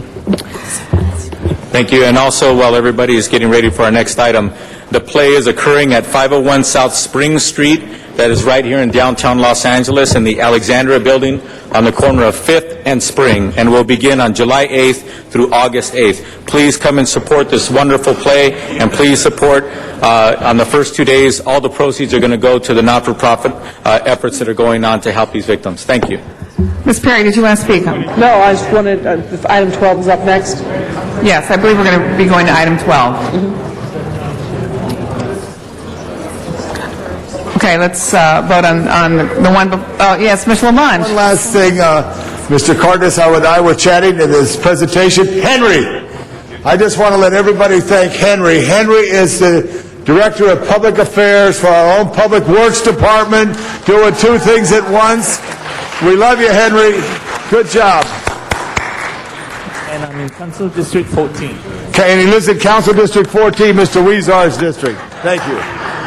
All right, colleagues, we need to vote on this item. Let's open the roll, close the roll, and tabulate the vote. 14 ayes. Okay, that item passes. We'll now move on to item 12. Thank you. Thank you, Mr. President. This motion today, this is the formal motion to have the City Council accept the donation of a sum of $1 million by AEG on the estate of Michael Jackson to reimburse the city for costs representing police services, permits, sanitation, and transportation department expenses that were incurred by the City of Los Angeles on July 7th, 2009, in conjunction with a memorial tribute to Michael Jackson that was held at Staples Center. Obviously, I want to thank the donors on behalf of the city, and also note there was an additional $44,000 that came into the city through individual contributions through the city's website, and that combined with the $1 million, I would like to formally authorize the controller to deposit this amount upon receipt into the general fund for the city of Los Angeles. Okay. Thank you. Mr. Zine? Yes, I'd just like to offer my congratulations to our city attorney, Carmen Chutanich, who worked with Tim Lewicki and AEG to bring this settlement about. It was through his efforts and that of Mr. Lewicki that this was able to come about with the assistance of the family of Mr. Jackson, the Jackson estate. So the matter we consider now closed with this contribution to the city general fund. Thank you. Thank you. With that, Ms. Perry, sorry. Let's just open the roll, please. Okay. Okay? Get it over with. Please open the roll. close the roll, and tabulate the vote. 14 ayes. All right, that is approved. Why don't we take up 16? Ms. Perry, you had the minority Thank you. report on that? Yeah, thank you, Mr. President. I wanted to just put on the record why I am voting for the minority report, because this budget proposes a major reorganization of staff, specifically the addition of another chief operating officer of economic development and real estate. I don't agree with the rationale behind the reorganization and how it would make the CRA operate more efficiently. The proposed budget considers adding 5 positions to the executive office while reducing technical positions. I don't believe that that is helpful to getting projects delivered. I am also concerned that the CRA is relying entirely on an early retirement incentive program to reduce salary costs by 10%. And again, we have our own experience with ERIP and how quickly you can deploy that. So I fully support the HCED minority report because it disapproves setting aside funding for the Economic Development Opportunity Fund and the Industrial Incentive Program. However, the minority report does allow for the CRA to return to Council for approval of these programs with implementing procedures and guidelines. I have reservations about establishing new programs before the Council has the ability to evaluate how these programs will be operated. We need to see the program guidelines and policies and then consider if the programs should be established. I also support the HCED minority report because it disapproves the addition of 1 new position of Chief Operating Officer for Economic Development and Real Estate. Right now, the CRA employees are foregoing their cost of living raises, and CRA is beginning to offer an early retirement incentive program to reduce salary costs by 10%, so I do not see the rationale behind adding a new executive level position at this time, and I don't think adding an executive level position at this time will increase work production or efficiency at the agency. And I believe Mr. Cardenas wanted to add back some language that was done in committee, and I can concur with what he is doing. Thank you, Jan Perry. The language I'm referring to is in the majority report, item 8I, which is a report back. If you'll accept item 8I as language to your minority report. Yes. Thank you. Thank you. Mr. Wesson? Yes. Thank you, Mr. President and members. At our committee, we generally are able to come to consensus. Sometimes we do not. In this case, there's a difference of opinion where it relates to Ms. Perry, and I rise to request that you support the majority report. We vetted this. We did a lot of work with the new director, understand the importance of this new executive role, and we do have representatives here from the CRA that will take any questions that you might have. I believe that there were some, I think, an amendment by Mr. Weezer that I would gladly accept, and then Mr. Cardenas, I understand. I don't think that we have problems with some motions or amendments that you have as well. So I would ask that we vote for the majority report. Okay. So is there a second to that? Second. Mr. Zine has now seconded both motions. Mr. Weezer. Thank you. I just wanted to check on the motion. It's been introduced to CLA? It's been circulated. It's been circulated. Okay. This is, that action motion is going to help readjust some dollars with a loan that will be recoverable with CDBG funds. If that doesn't come through, there are some backup AB 540 funds from my district that would be used for that. So thank you for allowing that amendment, Mr. Wesson. Mr. LaBonge. Is anyone here from the department or to staff? CLA? CLA? Who's for the CLA? I'd like the CLA to give us the advice. CRA, maybe, if you'd like to join. So what's before us? Before you is the amended minority You can report. speak right to the microphone and look right up Mr. Garcetti. Anne Marie Sauer, CLA. Before you are the minority report that's been amended and the majority report. Really quickly, the differences are the majority report includes the CLA's recommendations and then an additional amendment by Mr. Cardenas, which is a report back having to do with interest income, that the agency would report back relative to all interest income, indicate where it is generated and where it has been utilized for the past 5 years, include a matrix and footnotes on requirements or flexibility on funds generated, and that report is to occur within 2 weeks. The other big difference is that the majority report delays approval of the new programs, the Economic Development Opportunity Fund and the Industrial Incentive Program, and whereas the minority report disapproves both of those new programs, and also disapproves the new Chief Operating Officer over real estate.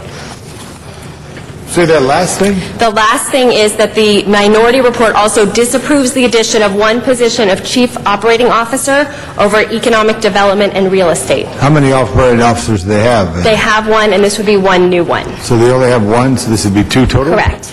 2 total. I got a little more time. Would the staff of CRA like to address this and give us their advice?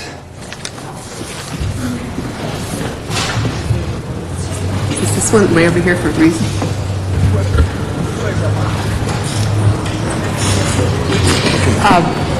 We are not adding any bodies to the CRA. Well, you can speak right to the president. It's easier. He's not looking at me. No. Oh, you're so nice, Chris. Thank you so much. You were taught well. God bless your parents. Hey. Anyway, so all the money from Mr. Garcetti's district, all the money from Mr. Garcetti's district goes to other council districts. I understand that. Very good report.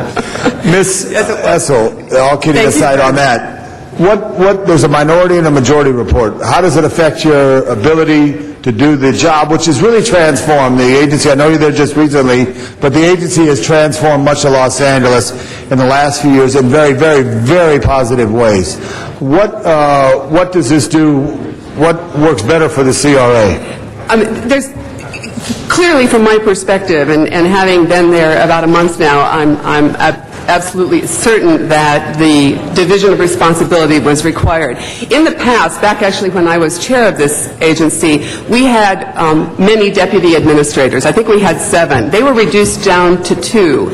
And when I saw the organizational chart, I realized that about 60 or 70% of the on-the-ground work was all funneling through one chief operating officer, and it caused I believe, a management problem where mostly fires are being put out, and yes, a lot of great work was done, a lot of heroic efforts were made, but in order to manage the agency better, we need to be able to focus on efficiencies within the agency, and you can't do that if you're all caught up in fighting fires every day. So to have Chief Operating Officer in charge of all the regional activities, real estate and economic development, and have another Chief Operating Officer responsible for all the plan amendments and the community, the new plan adoptions and the 5-year implementation plans and all the DDAs and the OPAs and all the legal work is a great division of responsibility and allows each of us to do our jobs in not only getting projects through the system, but in managing the agency better. And we need to create some efficiencies as we move forward, and especially as we lose 20% of our staff.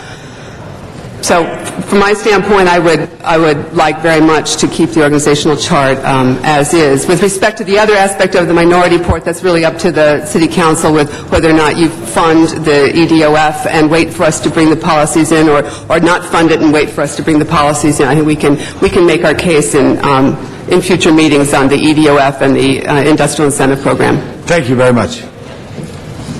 Mr. Zine. The difference in cost between the majority report and minority report, is there a difference in cost? 4.4 million. That's for the funding of the Economic Development Opportunity Fund and a small amount for the Industrial Incentive Program. So 4.4 million between the minority report and the majority report? Correct. The majority report is asking for the 4.4 million. The majority report approves the new programs. It just delays implementation until the agency reports back, whereas the minority report completely disapproves and does not approve the funding. At all? At all. Why do you need the program?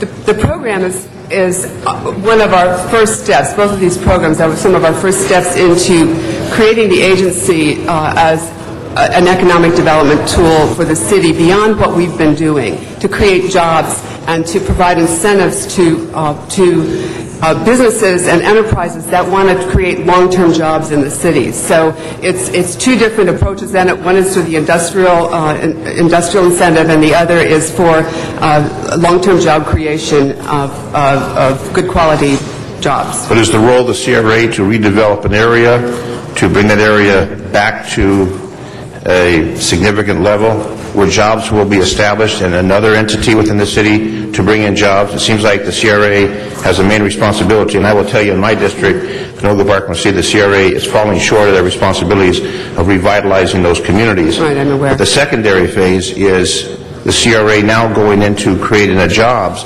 I thought that was economic development and another factor, another aspect of the city, not CRA. Many redevelopment agencies in the state have done much more in their communities in terms of actual job creation. They've taken that into consideration. This is new for us, and we're trying to follow the lead of other agencies. It's something we absolutely can do. I don't know where else in the city you can generate job creation programs. I think we can be a role model in our regions, in our project areas for this sort of activities, taking older buildings, remodeling them, and getting businesses and jobs into them, and not just shopping centers and affordable housing projects, but actually making a holistic community with jobs that are partnered with those. Well, I understand that, but I thought there's other entities within the city of Los Angeles to do that, to create the jobs. Austin Butner, who's now with the mayor's office, I thought there were other job opportunity organizations in the city.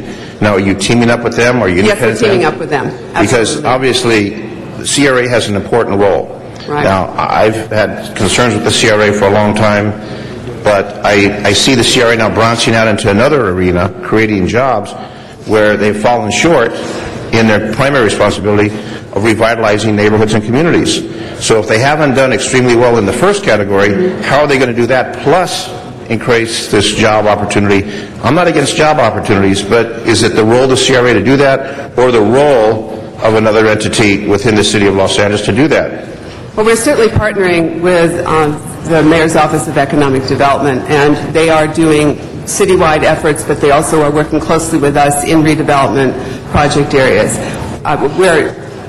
I think we're able to maximize our dollars further by going this route. And how are we going to see the results? If we can't revitalize the community, how are we going to bring in jobs to that community? Well, in your particular community, I've going out to visit and try to figure out what's going on there. We've done very well in other communities in that respect. I think we've done holistic work in other communities where I think we have sort of a mixed record throughout the city. And I want to hopefully improve that mixed record to make it positive, where you get accolades. And I know you're new to the position, so I don't want to take it out on you, but many communities aren't happy, and there's been a lot of concern about the CRA funding and how they've spent those dollars when it really has fallen short of the primary responsibility of revitalizing. I know you and I are going to take a tour of Canoga Park Reseda and see what we can do, because I'm telling you, the community's unhappy, I'm unhappy, and you're the new director, so obviously we can make something happen. But this whole new concept, I support it, and I will vote for it because of my colleague, Mr. Weston, said it's important. But we need to see some results, and obviously it lands in your court to make those results. And that's why I raised my hand and wanted the job. You did, okay. Mr. Reyes. Colleagues, I just wanted to rise and just state for the record my sense of gratitude for the hard work that the staff has produced over the years. Been working with the CRA since 1992, and I've seen it go through all of its different ups and downs, its changes, its evolution. But you're right, different parts of the city have different levels of demand, different results, different levels of patience. But I must say that in District 1, from Pico Union, Westlake, Chinatown, Lincoln Heights, the support on the River Corporation, it's been uplifting. We've created revenue. And the heartbreak is that right when we got to a point we were seeing our highest returns, we were actually talking about program funds, which is very hard to come by. The state takes big chunks of funds that has crippled many of the areas and has in many ways, if it wasn't for the strong character of the frontline staff and the staff that makes it happen on a day-to-day basis at the street level, as well as the managers who are helping as stewards, we would have a different level of result and impact at the street today. If it weren't for what the state has done in taking our monies the way they have and at the level they have. They've gouged the CRA in a big way. So the patience that we need is there. I would stand to support the level of work that you're producing, and I would just hope that in this new structure that you're proposing, that we don't lose sight on just how critical the dollars that we have can actually be felt by that Senator Rodriguez at the corner who's trying to figure out how to get a job, that single parent, the folks who need housing, and that we can actually not so much justify, but show the results of these positions that many who are at the street level are saying, why do we keep pumping big money and big salaries when we need it down here? We have to be able to stand up and say, this is the reason why, and actually show the results. I'm hoping you can get us to that point. Absolutely. Mr. Parks. Thank you, Mr. President. I may have missed this, but I just wondered if you could just give a thumbnail of what the impact, particularly with your reorganization, with the basically the state removing, what is it, $80 million or so? How does that impact particularly the field operation?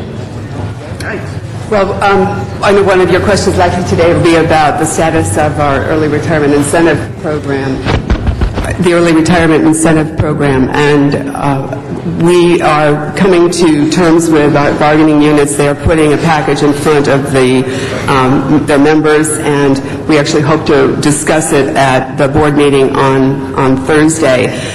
So it will depend largely on how many individuals are able to take advantage of the early retirement program in terms of how we then move staff around to accommodate a new work schedule. In terms of what I see that I'm most concerned about is how we are going to move forward with 20% fewer staff and still deliver all that we want to deliver for our communities. It'll take some real hard work to get there. So the expectation, if you go through an early retirement, that those positions won't be replaced? That is likely the case. We will be very limited in what positions we can replace. Okay. And is the bulk, if you can make an assessment, the bulk of those early retirements, would that be in the regional operations? Would it be in administration? Where's the seniority in the operation? Perhaps our CFO knows a little bit better. My understanding is there's over 100 people eligible of the 263 staff, and of the 100 eligible, a greater percentage of them are downtown than in the regions. Is that? That's correct, Councilmember. So there are approximately 106 individuals that are eligible for the early retirement program.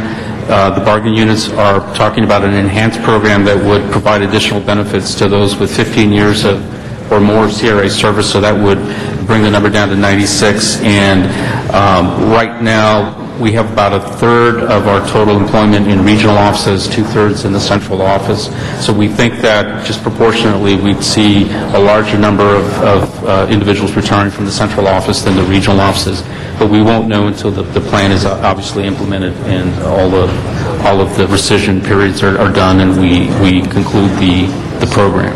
Yeah, because I was just wondering if the bulk of them end up in the operational or the regional offices where we deal with them in the field, and the bulk leaves from there and you don't have the ability to replace them, are we going to then have the ability to redesign the administrative positions to get more people out into the field? I mean, we'll have to do some reshuffling, absolutely. And there's a number of people that have been cross-trained and have been both in downtown and have been in the region. So we will do our best to make sure we balance this and not over-penalize any particular department or region. Because the thing that sticks with me is almost my first meeting with CRA, and we kept asking about why the 8th District had minimal development, and when you look at the design of the areas, you see they were not conducive to raising tax increment. But one of the issues that was indelible, they said that we had enough money to hire staff but not enough for development. And that was always a very strange thing, that we'd have staff but no funds to put into the development of the community. And we're looking, as we talk about merging districts and such, to find another way to where we have funds for development and just enough staff to get that done. And so it seemed to have been just the reverse for the first several years I've been in office. I think the staff in your area has found money outside of tax increment dollars and has done a good job with that as best as they could possibly do. And I know they've also been reducing costs already in your area, and I'm hopeful that the new adoption of bringing all 7 together will be much more beneficial for. But we do have a commitment that as these things shake out for the early retirement, you're going to make adjustments so that the regional offices are not basically left abandoned. Right. Okay. Absolutely. Thank you, Mr. We Parks. will consult with you. Ms. Perry, followed by Mr. Cardenas. Oh, okay. I was going to call the question, but that's okay. Go You ahead. want to let him go? Mr. Cardenas? Thank you very much.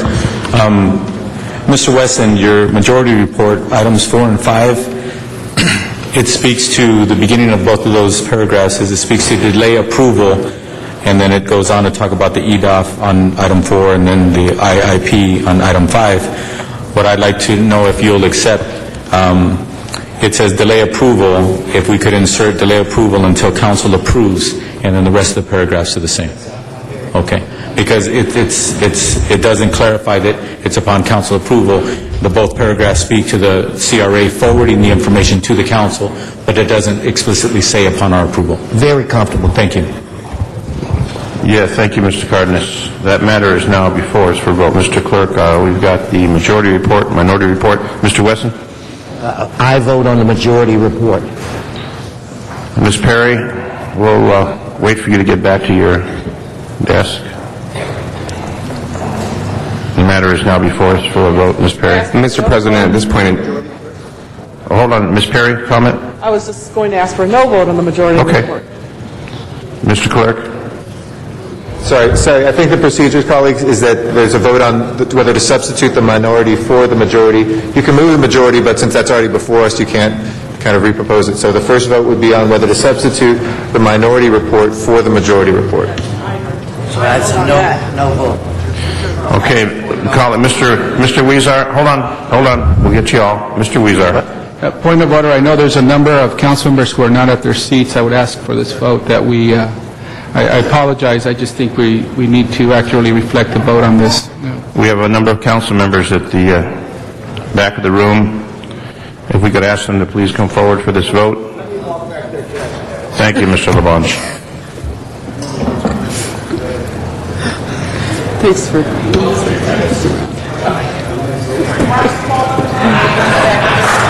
Okay, we're going to have 2 votes. The first vote will be on Ms. Perry on the minority report. The second vote will be for Mr. Wesson on the majority report.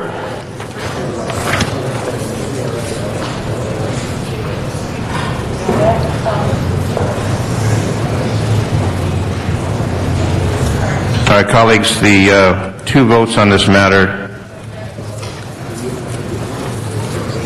And Mr. Clerk, since council members are returning to their desks, can you repeat one more time the first vote?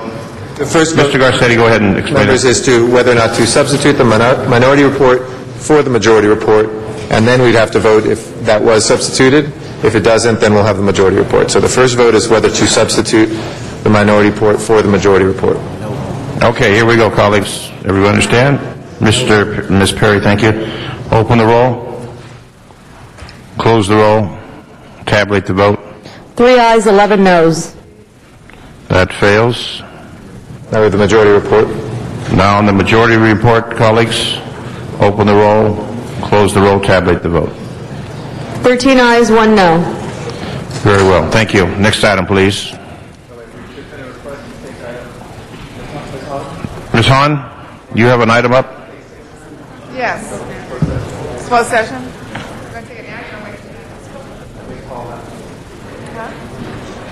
Mr. Labange? The library issue, I think, is timely. It's 11:45, if that works. Does that work, Mr. President? Make the motions. I know Mr. Kretz has a time constraint and wanted to be here for number 6. You need but something right now? It's the will of the body on these. What's the will of the council on the next item? Mr. Kretz, you have an item you want forward? Explain. If at all possible, I'd like to do the closed session on labor instructions while I'm still here. But I got that, but there's a lot of people here, and I think we could take a few minutes. What's your time constraint? What time? In a few minutes. Yeah. The library discussion probably will take some time, Mr. Labange. All right. So, Mr. Koretz, I know you have an excuse at 12. You want to have your item. What number is that? Number 6, closed session. Number 6. Take kind of 20 minutes on this one in closed session, come back so that folks that are here would know that we'd have 20 minutes. We come back on the library issue, but since we do have some, layoffs that are happening this week, I do appreciate that Mr. Koretz wants to talk about that and see what's happening on that, so we could just make it a time certain, go back there and be briefed on what the issue is. If we haven't finished the conversation, we come back in. I don't think we're going to necessarily be voting on anything today, but I think we'll be framing some things. So we can convene to the conference room. Mr. Cardenas? Yeah, just want to clarify that item 16 that we just voted on, that we approved it as amended, the majority report as amended. Yes. Okay, thank you. So, colleagues, the will is to go into executive session. Mr. Labange? Have the city attorney make the announcement if he could go on hold so we can... Well, we're going to go into the back room on that matter, into the conference room. So, colleagues, we're going to convene into the conference room for the closed session. The audience can stay in chambers, and we are going to go into executive session, and we will be back approximately 12:05. Approximately 12:05 we'll return.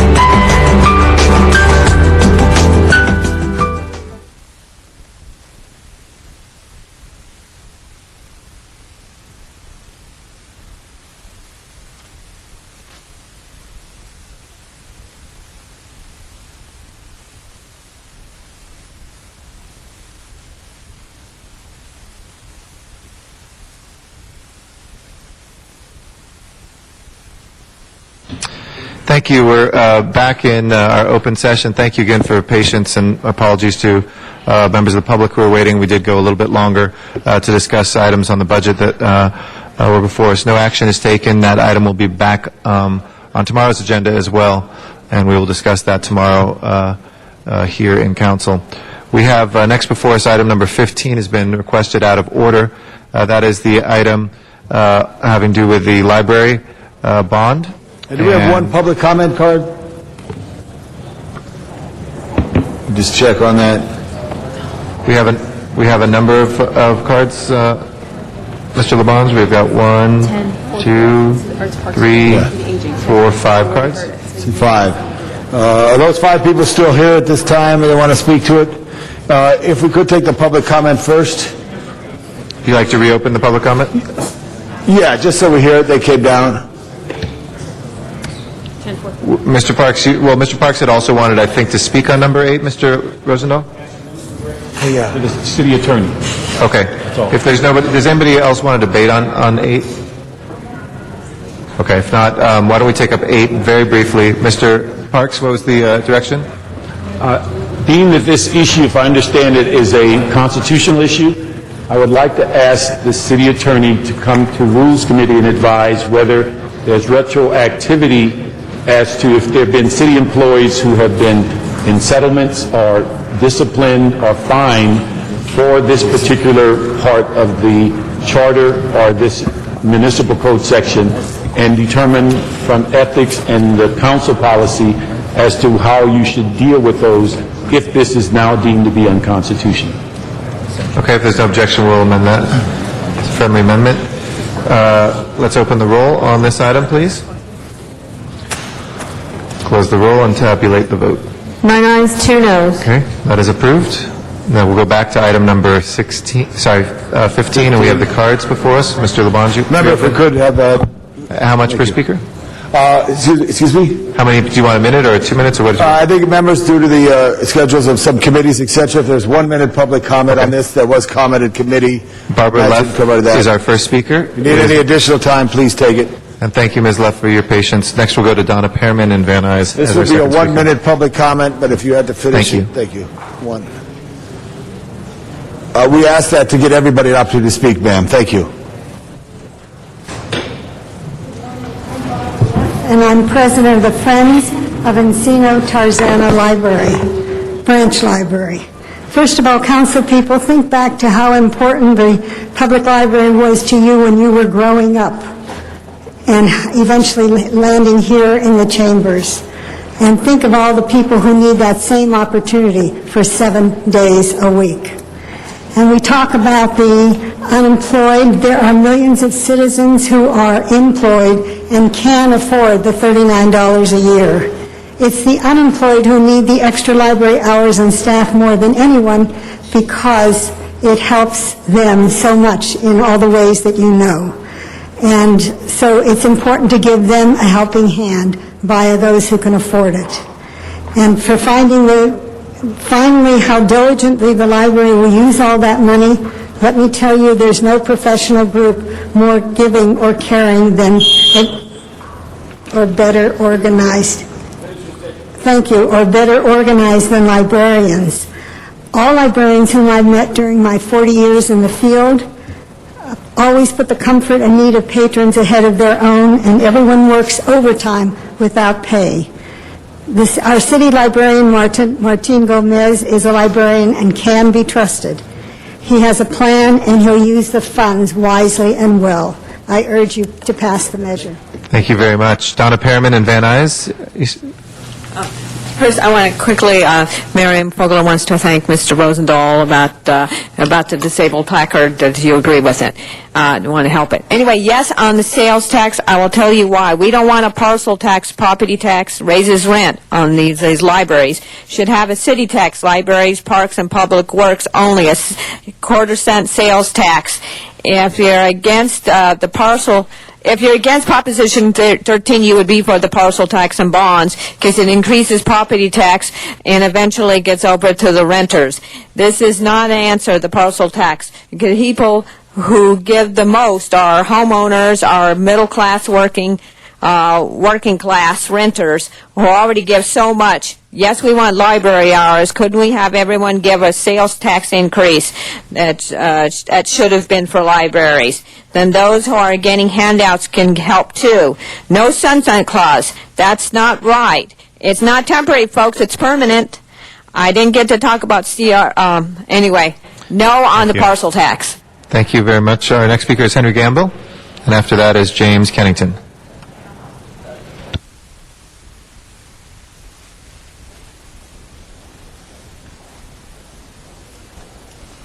Good afternoon. I don't suppose I can have 2 minutes.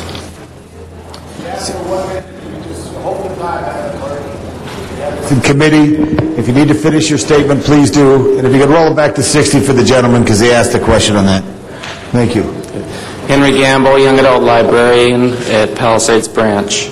Today I urge you to support the Library Emergency Funding Measure, which allows voters the opportunity to restore our library system in November. The Emergency Funding Measure is an annual $39 parcel tax that restores 6-day-a-week service citywide, prevents further reduced hours, resurrects after-school children's programs, and provides more funds for books. If a patron walks into the library and checks out one bestseller and one DVD, they will have recouped their $39 investment. $39 buys 4 tickets for Toy Story 3 or a year's access to 7 million books. $39 buys 3 top deck seats to watch the Dodgers play the Marlins, or a year where children have a safe place to go after school, because Mondays is now closed and we turn them away. I ask this council, please do the right thing, save the library, approve the Public Library Emergency Funding Measure. Thank you. Thank you. James Kennington is our next speaker. After that will be Bill Chun-Hoon. My name is Jim Kennington. I'm the current president of the Friends of the North Hollywood Library. I've been a member of the Friends for 28 years. And during that period of time, I know that the library has provided tremendous services, particularly to children and young people. Thank you very much, sir. All right. We support after-school programs for both teens and children. We provide movies to the public. We do a lot of outreach and sorry, just crossed my mind. At any rate, as a homeowner, I am willing and interested in voting for parcel tax because I believe the libraries support the community. I believe in these difficult economic times, it is necessary to keep the libraries open as much as possible to provide assistance for people who are searching for employment or hoping to improve their life status. I think particularly that we need it for the children. Thank you very much for your time, Jim. Thank you, and thank you for your patience as well. Bill Chun-Hoon.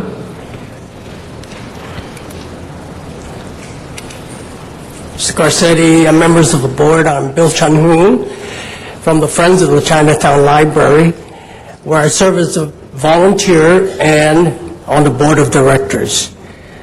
For many years, I've seen this library serve its community, from preschool to seniors in education, information, tutoring, job search, providing much resources and service. This is the case in other 72 branches in the city. Recently, there have been severe reductions in the library's budget, resulting in less hours, books, and services. The libraries are now on a 5-day week. These cuts have a devastating effect on our communities. The people need the library service more than ever before. Looking in the future, the outlook is dim, with budget deficits looming. However, this condition can be remedied by placing the Library Emergency Funding Measure on November 2010 ballot. I urge you to do this. I'm confident that the voters will support this. As you know, library measures have had success in the past. Great. Thank you. Thank you very much, Bill. That will close our public comment. Mr. Labange? Thank you very much. I'd ask the library staff to join at the center table if they would, and if the CLA, if whoever chooses would like to as well. This is an issue that is very important to all of us. Absolutely, we all support libraries on this. But our Committee of Arts, Parks, Health, and Aging, as we took up the challenge that Council foresaw as our most difficult challenge of the budget, listened to several items over the last several months on the library system and how to help the library system. Presently, they get a allotted fund from the general fund, guaranteed every year, which brings them to about $75 million contribution of the general fund. Previously, their budget was, I believe, $131 million, and this year it is down to $105 million, if that's correct. $1 million. 131 related costs over that issue there. All those are numbers. But here's the thing. The library department came forward with their commission to say this is important. The library friends came forward and say this is important for the people of Los Angeles. We all know that. Now, I have no problem putting forth for the vote of the people, for a vote, V-O-T of the people, whether or not they want to vote themselves, $39 per parcel. That's not $39, that's for every parcel, and there's over 2 million parcels, is that correct? It's about 780,000 parcels. That would 780,000, excuse me, parcels in the city of Los Angeles. I was thinking of the county. It's 780. They get, each parcel is $39 million. It's not a sliding scale. It's all the same, whether you're in Boyle Heights, or whether you're in Brentwood, or whether you're in San Pedro, or whether you're in Sylmar. $39 across the board. You have an opportunity for the people to vote that would enhance, would it bring back a 6th day of library service? Yes, it would. Okay, I'm going to turn it over to the library director. My question to all of us, is it the right time to take the right support which is there from the people who love their city services, and I know all of us have been in libraries and see how active they are. All of us praise the library department in the last several administrations and their great effort to rebuild the library expansion program. But if Mr. Gomez, our chief librarian, the city librarian of Los Angeles, explain what was due to you and the opportunity why we would like to go forward now. Thank you very much, Mr. President, members. Mr. Zion. My time for Mr. Gomez to give his opening remarks. Sorry, and then we'll go to This Mr. is an Zion. opening remarks. Okay. Thank you very much. Yes, Mr. President and members of the council, my name is Martin Gomez. I'm the general manager for the library department.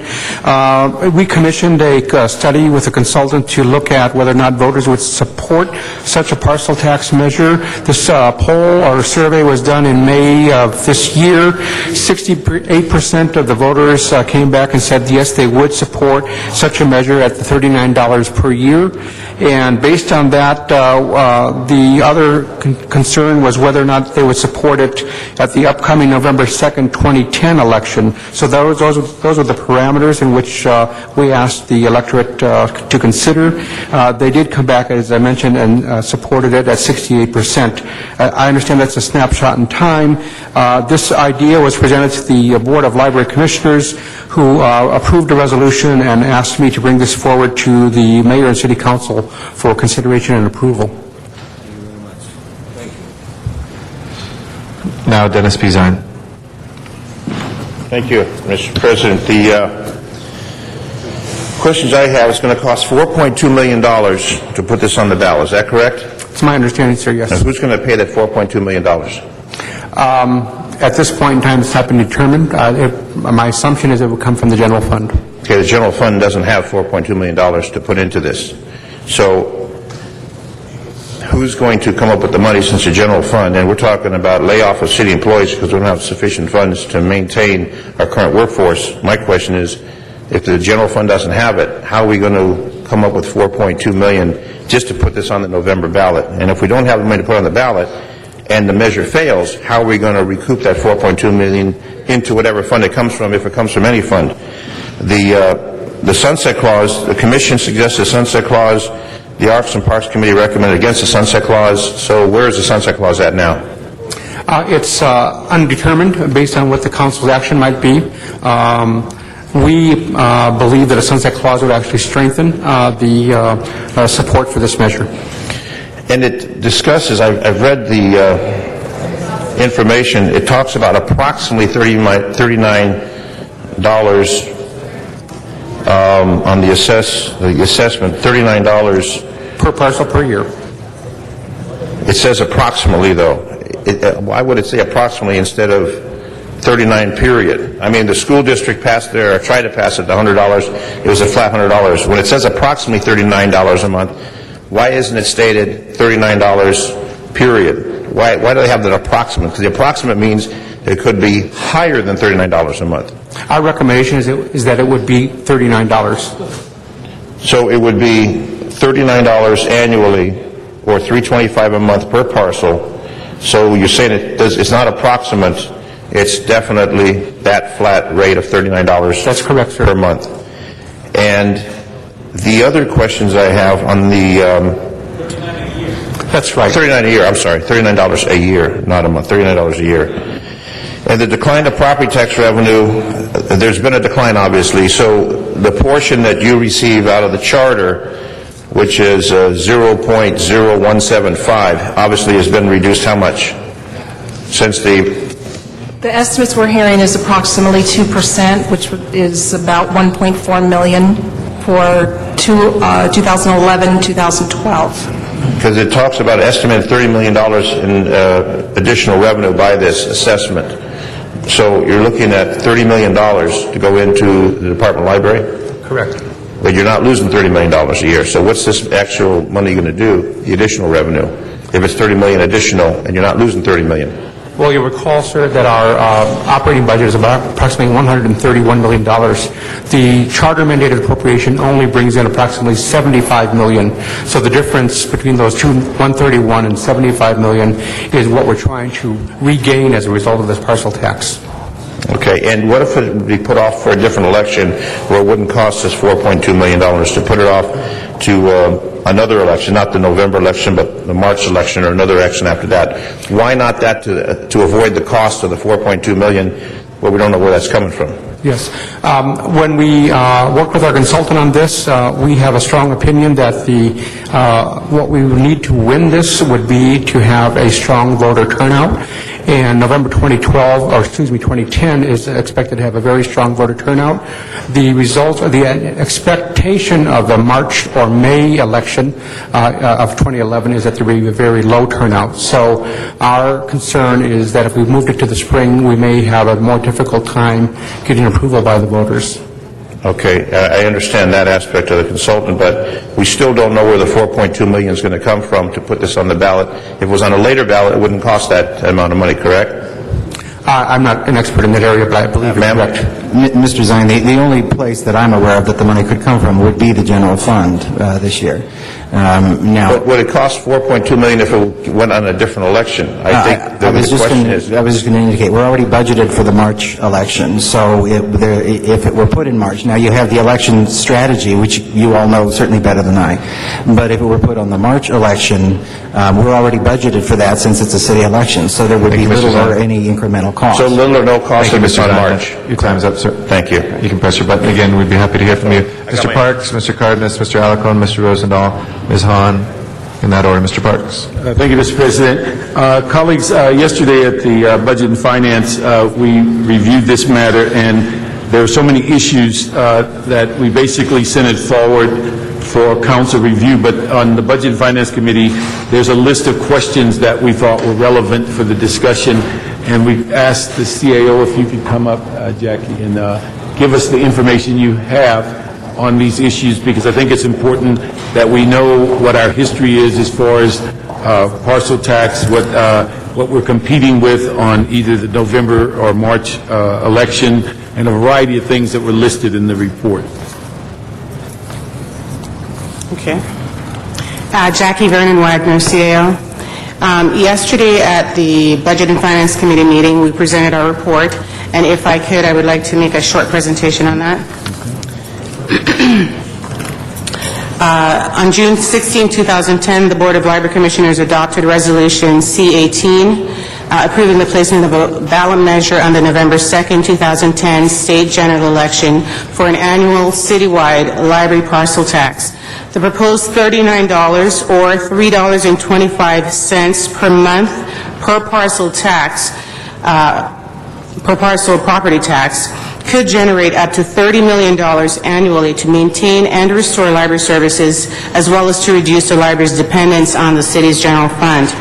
On June 22, 2010, the Arts, Parks, Health, and Aging Committee approved the Library Commission's request and issued instructions to have the CAO identify funding, as well as instructions to the city attorney to place the item on the on the ballot. In order for this to be approved, the City Council must take action and approve the Library Commission recommendations by June 30th, identify funds totaling $4.2 million to pay for the city's participation, as well as instruct the city attorney to present an ordinance for the city's participation by July 14, 2010. The item 15, the CAO report, discusses the request and alternatively recommends, in light of the city's ongoing financial circumstances and because there is a lack of available funds, that the proposed measure be placed on the March 2011 elections. The CAO recommendation is based on the financial cost to the city, the city clerk, the fact that the city clerk has funding for the March 2011 election, the fact that the city attorney would not need additional instructions for the March 2011 elections, and the fact that 4 library measures cited in the Library Commission's report were passed in non-November elections. As far as 10 questions, we presented this item before the Budget and Finance Committee yesterday, and there were 10 questions that were presented. Members of the CLA, as well as a city attorney, the library, and my office are available to answer the questions. The first question had to do with current and past parcel taxes. CLA is going to answer that first question. Sure. There are a number of parcel taxes in place, but the city has never done one for operating costs. We've done one for capital improvement. We've got Prop K, for example, the 911 system. So there have been a number of property taxes or parcel taxes in place, but not for operating costs. The council did, of course, put the gain tax on the ballot, which was narrowly defeated, and that did have a component of operations in it. So to date, the city has not done a parcel tax for operations. Okay, the second question had to do with the city's priorities on the upcoming, for the upcoming November election as well as the March 2011 election. There are no ballot measures currently proposed for the November 2010 election, and I'm not aware of any for the March 2011 election, despite the fact that we are funded for that. CLA may be able to answer that. Actually, working through the process now is a proposal by Ms. Perry to put a charter amendment on relative to the reserve fund.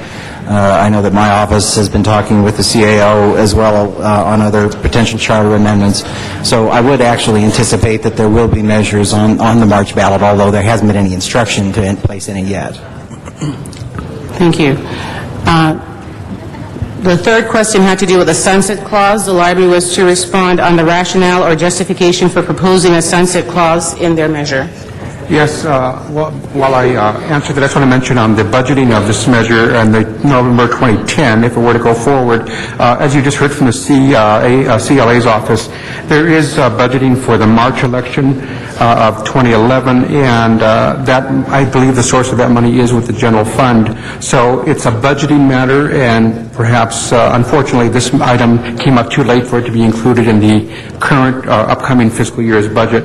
With respect to the sunset clause, our rationale basically is that it makes it more palatable to the voters. The tax is temporary, and the voters retain control of the tax when it comes up for renewal. Okay. The fourth question had to do with the payment source, and that's a subject we've already started discussing. The committee wanted to know what the payment options were for the city's participation in the November 2010 election. I believe the CLA just mentioned that it would have to be the general fund, absent another identified funding source.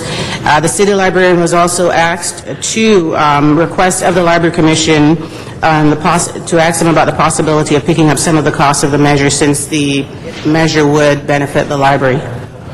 With respect to that last matter, that is a significant policy issue that would need to be brought before the Library Commission for consideration. I've not yet had the chance to do that.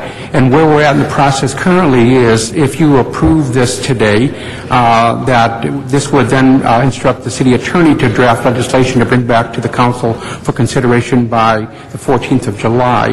That would give me the opportunity to present this policy consideration to the commission, perhaps repaying it out of the the $4.2 million out of the proceeds from the ballot measure if it's approved. Okay, the fifth question had to do with supplanting, and this came from some discussion from Councilman Huizar. And I think the city attorney needs to respond on this one. Dion? Dion? We have a number of our attorneys who could address that.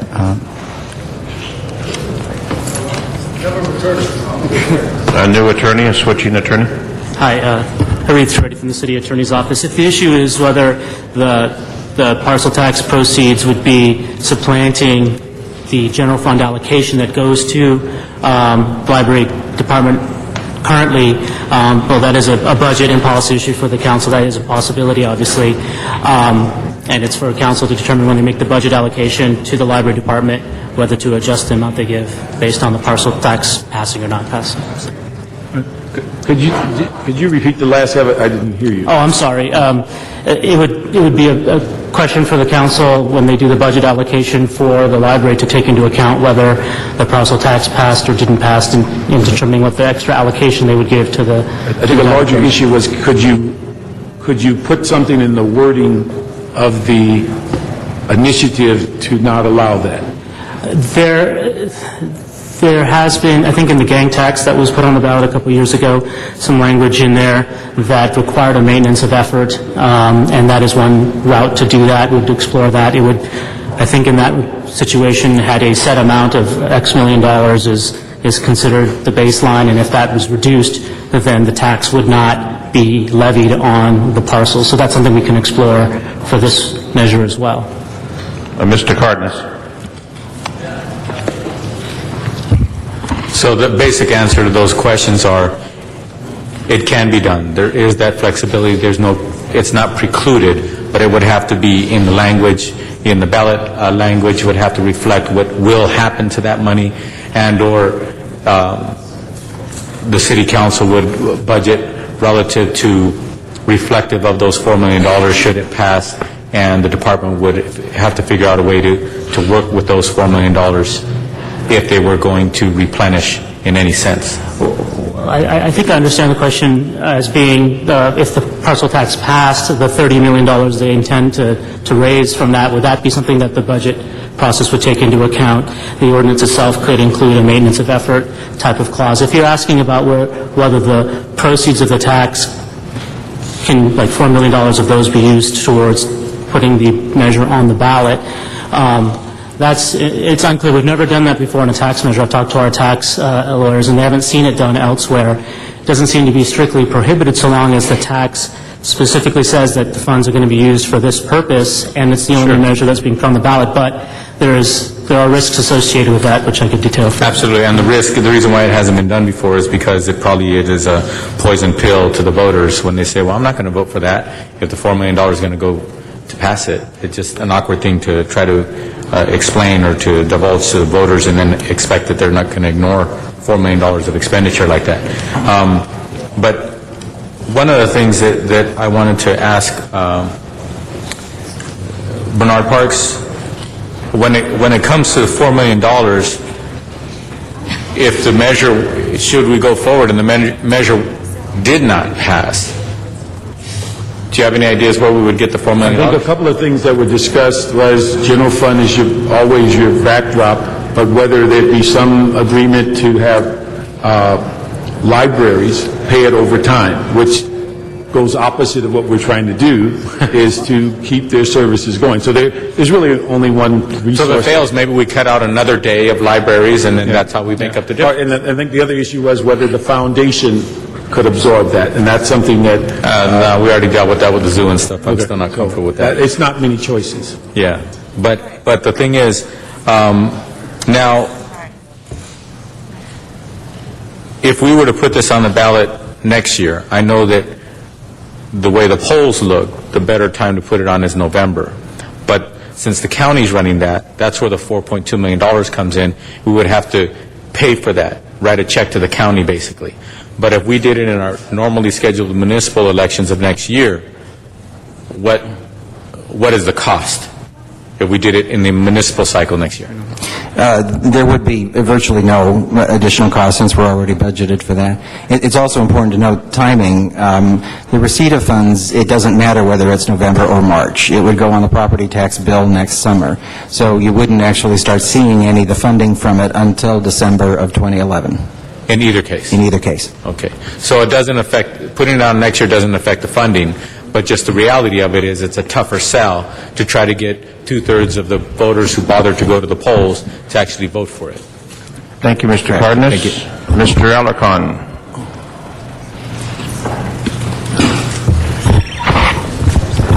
This whole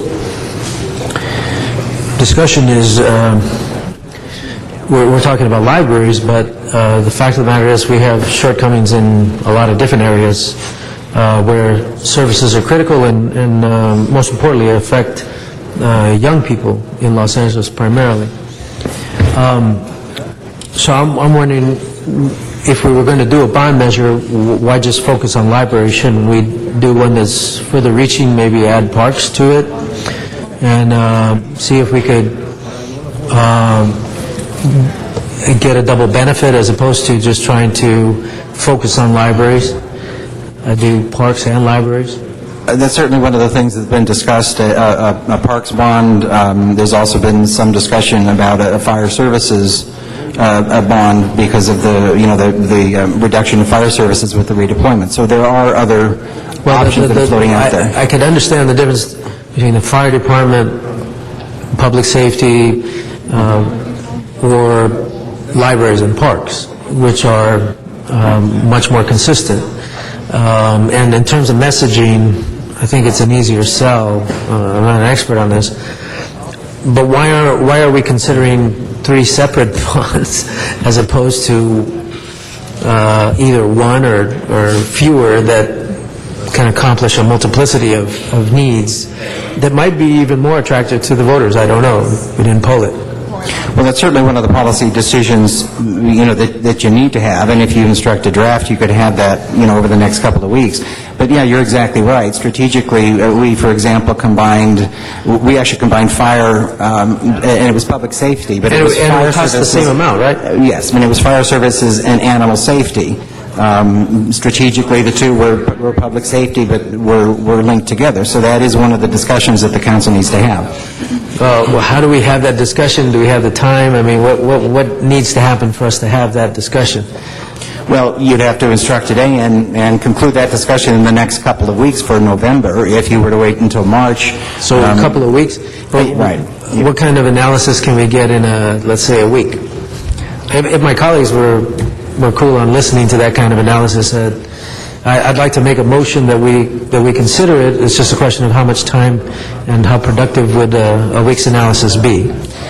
Traditionally, the way those are handled is that somebody would have to go out and take a poll of different combinations of things to bring to the voters and what gets the most support, and that could not be done within a couple of weeks.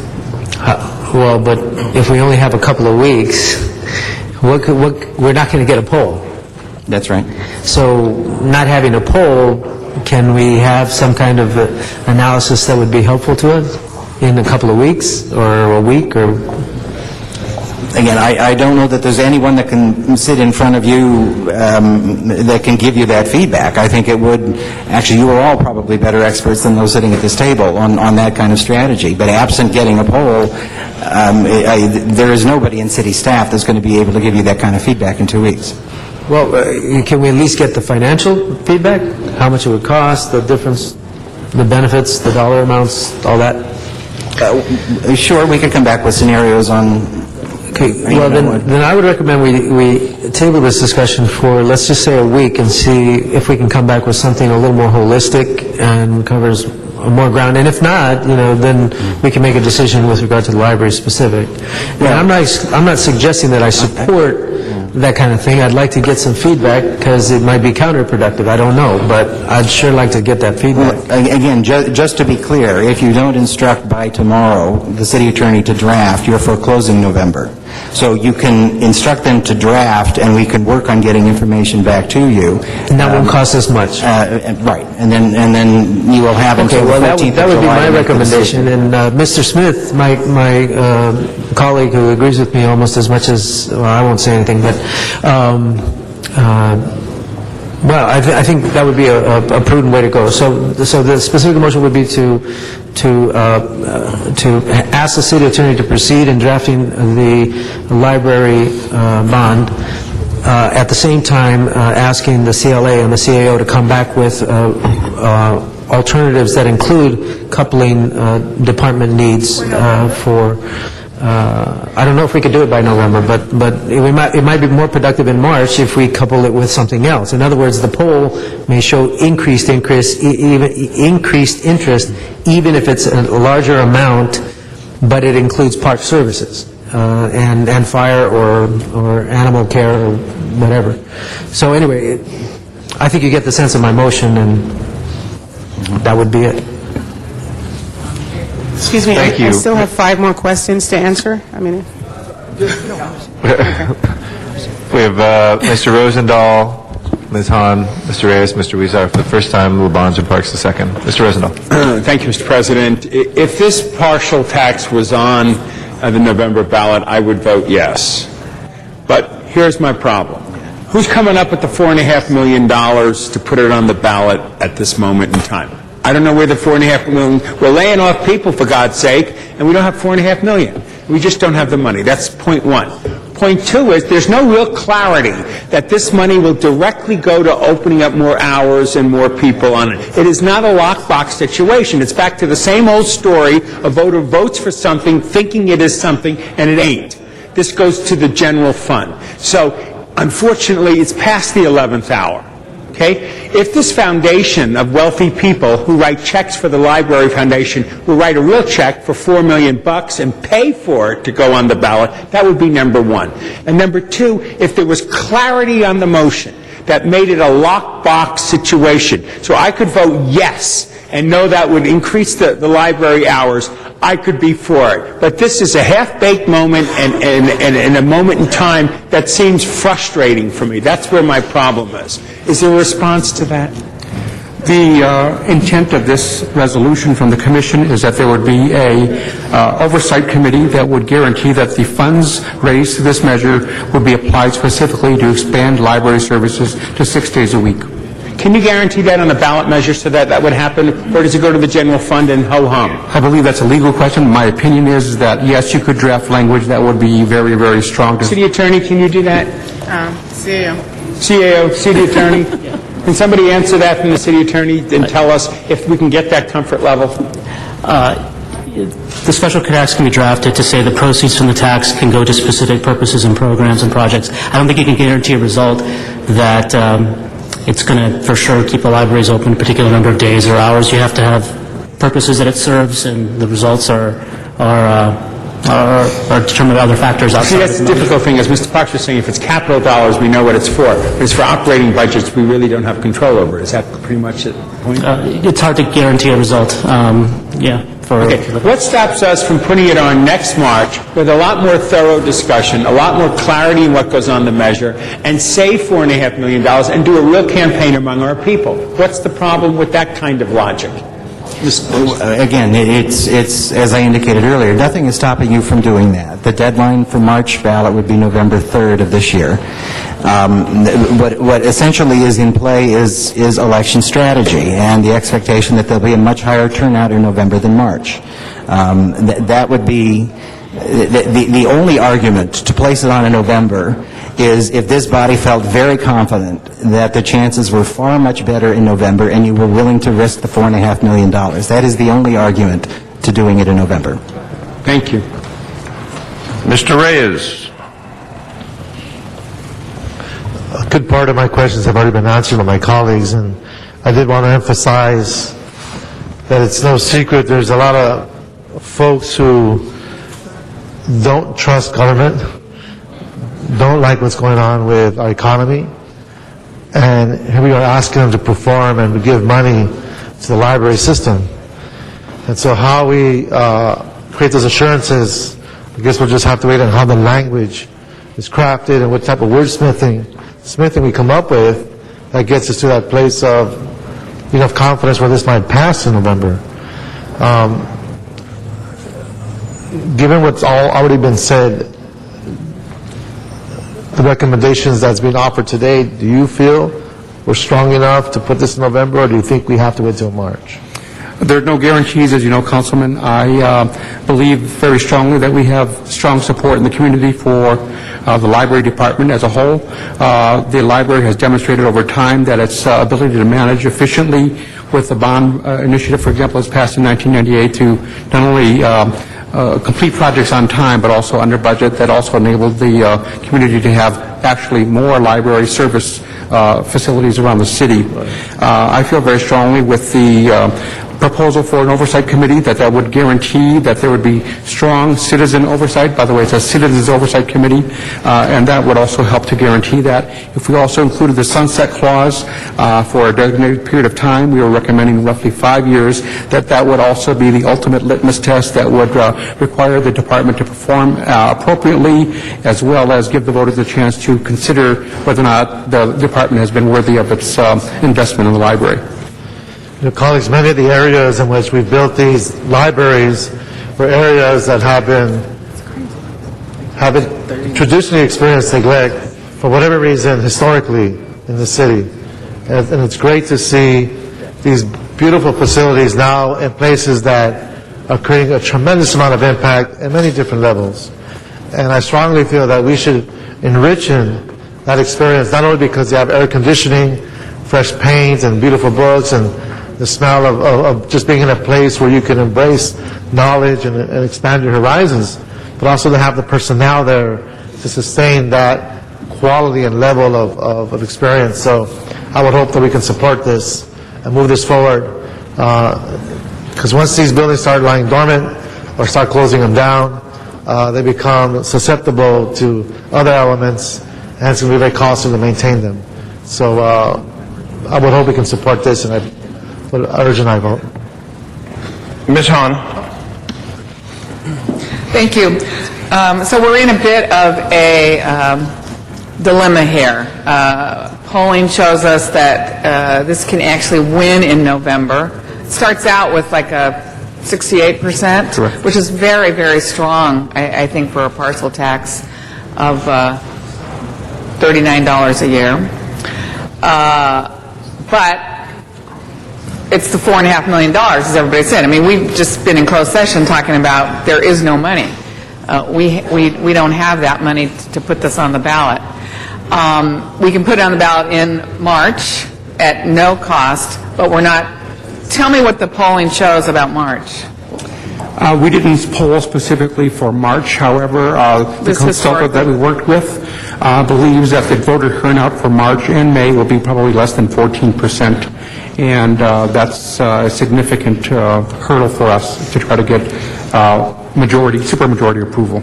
When's the next good ballot that we could put this on?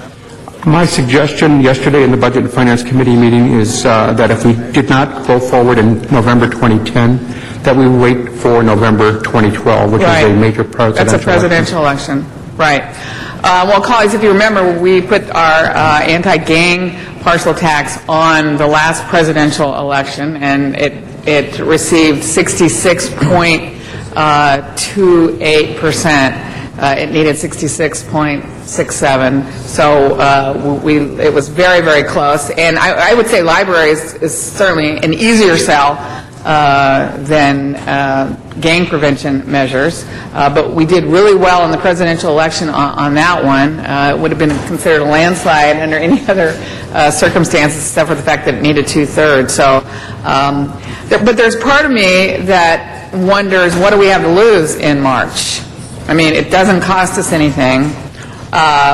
by the time it comes around for us to put it on the ballot, I don't know, what is it, an August, September date when we have to make that decision to put it on the March ballot? November 3rd would be November 3rd? the first date, yes. We might have the kind of information polling back that Richard is suggesting on maybe coupling it with some other needs.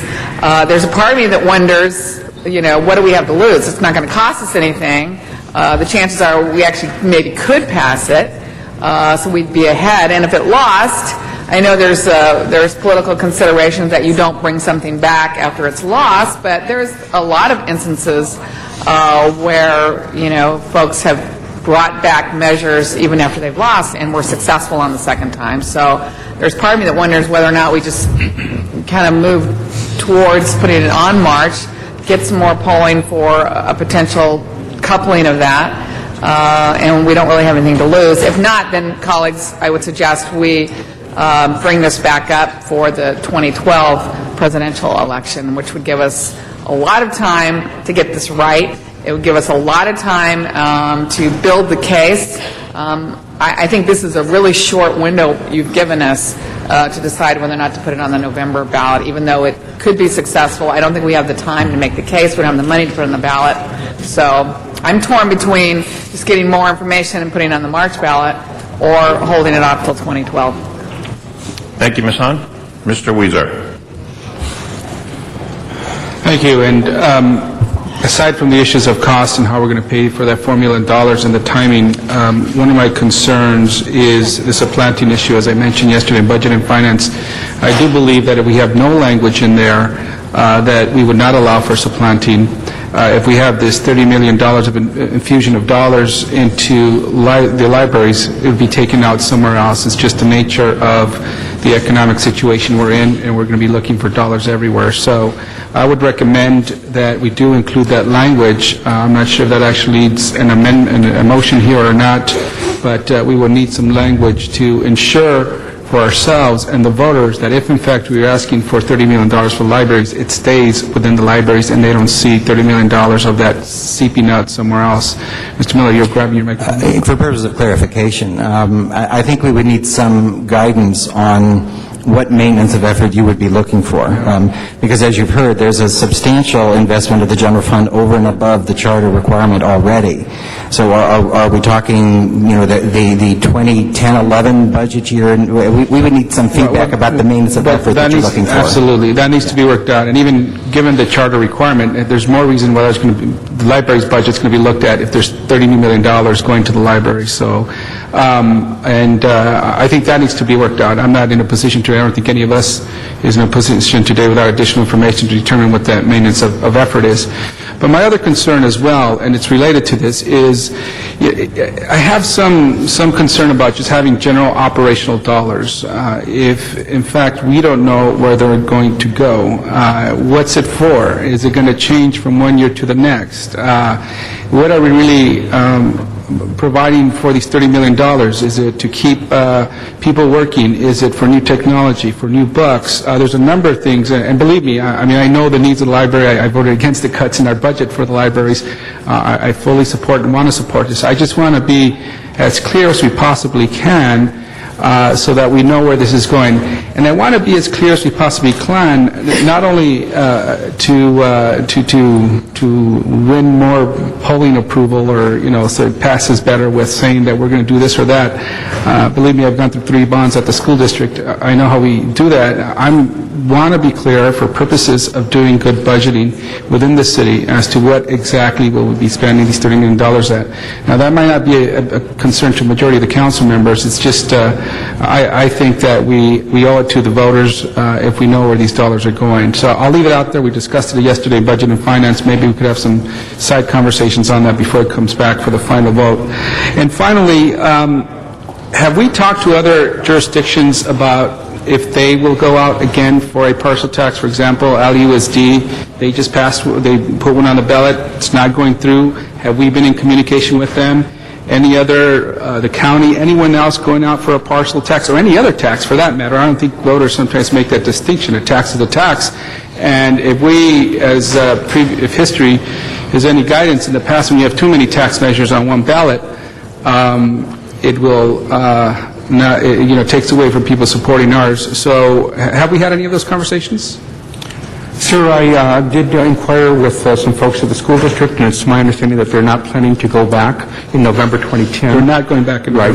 And I think one of the beauties for us, if you can call it that, is that there doesn't seem to be a lot of initiatives moving forward, especially now with a very short timeline. So that would give us more of an opportunity to make our case without a lot of obscurity or conflicting messages from other causes that might be on the ballot. Okay, thank you. And my final question is this. If we don't go forward in November, you're suggesting that we wait till the following November of 11? 2012. November 12. And so if the council votes March, as the leader of this effort, you're not in agreement with that. So we have to take that into consideration, correct? That's right. I respectfully would not want to move into the March or May election. I just think it would be very difficult for us. So I would, if it's all possible, I don't know what the protocol is here, but would most likely withdraw our request. Okay. Thank you. Mr. Garcetti. Thank you, Mr. President, and thank you, colleagues, for the good questions that you've asked, and thank you to our library and city staff for their analysis, and thank you to our librarians who have spent a lot of time, I think, with this as well, in looking at ways that we can restore library services and bring them back. I don't have a problem with moving forward with drafting. I think we have to spend 2 weeks really thinking hard about when and where this passes, and I only say that from the perspective of having done a number of these now over the last 9 years. Worked with Ms. Hahn on the gang one, Proposition O, which was a water one. We've done some changes to prior fire bonds, and we've also looked at the school district doing theirs very recently on operating and education. I think in here, it pulled almost as high, if not higher, than libraries, just as an abstract thing, and we saw that. What was it, the vote on that was like 57%, I think? Did folks bring that up? It was like a 57%, or... Do you remember the final vote on the parcel tax for the school district? Anyway, I know it went down. It was under 60%. I also saw from Governing Magazine recently, which is a really good publication looking at things around the country, that on average, infrastructure and operating bonds go through, I think it was something like about 78% of the time, and right now they're running about 51% nationwide, and most of those states are majority, simple majority, not two-third ones. So, the time for the electorate looking at this, I think we all share the same perspective. The last thing we want to do is create another $4 million hole that we have to fill somehow and also not get this through, especially when we're looking at next December, right, is when the money would first come into play. I think our work is cut out for us if, and I'll just state this on the record, this is me speaking personally, if we do have an uptick in the economy, if we do have additional revenues above and beyond what we expect to have, I do think the library services should be at the very top of restoring that. I also do think we're in contrast to other cities that are completely shutting down libraries, are slashing 4 or 5 days, and that speaks a lot to the values that even in tough times, libraries do matter. We've certainly heard that from the community, we've heard that from our librarians, and I think we feel that ourselves, and I venture to say all of us don't just go to groundbreakings. We actually use our libraries in here, and I certainly do. And we're looking creatively at ideas that come from our librarians about different ways that we can raise money inside those libraries, and we've all, I think, or many of us have privately given and or raised for our library foundation. So I think today we don't want to close off the possibility, colleagues, so I will vote for moving forward on the drafting of both a November and a March one. I wish, I know how much these polls cost, so I wish we'd been able to even with the same electorate, and maybe we can talk to our pollsters about if there's any way of pulling out on voting frequencies. I don't know if we know their voting histories, if we still have a statistically significant sample that we could pull out for a city vote. Usually the way these are done, we ask people if they've voted in the past, and I don't know if we ask them, including city elections, if we could, if it's like 400 of those 700, it's still statistically significant enough. It was a 700 sample, is that right? 750. 750. This one said 700 from them, but whatever, 750, because you paid for every one of those. Foundation and Labor Day. Right, our friends paid. That we should be looking, it says, Oh, that was in 1998, was a 700 sample. So from the 750, if we still had 500 or 400 even, that we could pull out that are city elections, I'd like to look at that. So I wouldn't foreclose that. I think I agree with our city librarian that it's much tougher. It's a much more conservative electorate generally in our city elections. It's still a liberal electorate. Over half, are going to be Democrats, but getting over the 2/3 mark is generally a lot easier to do in our general elections that are state ones, especially if it's presidential. This is somewhere in between than it would be in March. But I would offer my support today to going forward with the drafting so that we can assess that and really think hard in these next 2 weeks. It's a tough hill to climb. As somebody who's spent countless hours raising millions of dollars for 2 that went through and 2 that failed, it's a lot of frustration to mistime it. Mr. Smith. Move the question on the entire matter. There is a motion to move the question. We have Mr. Labange, Mr. Parks, Mr. Zion, Mr. Weezer still on the queue. An extra minute if it's possible, Mr. Smith. So let's take a vote on that. 12. Motion is made. It's not debatable. You have to ask if there's an objection. I object. I understand that. Then And you have to vote there on are 4 people on the queue. So let's take a vote. The closed debate, for folks that are watching, moving the previous question means close the debate, so this vote is not on anything else. A no vote means continues. Yes vote means we close debate. Open the roll. Open the roll. Close the roll. Tabulate the vote. 6 ayes, 4 noes.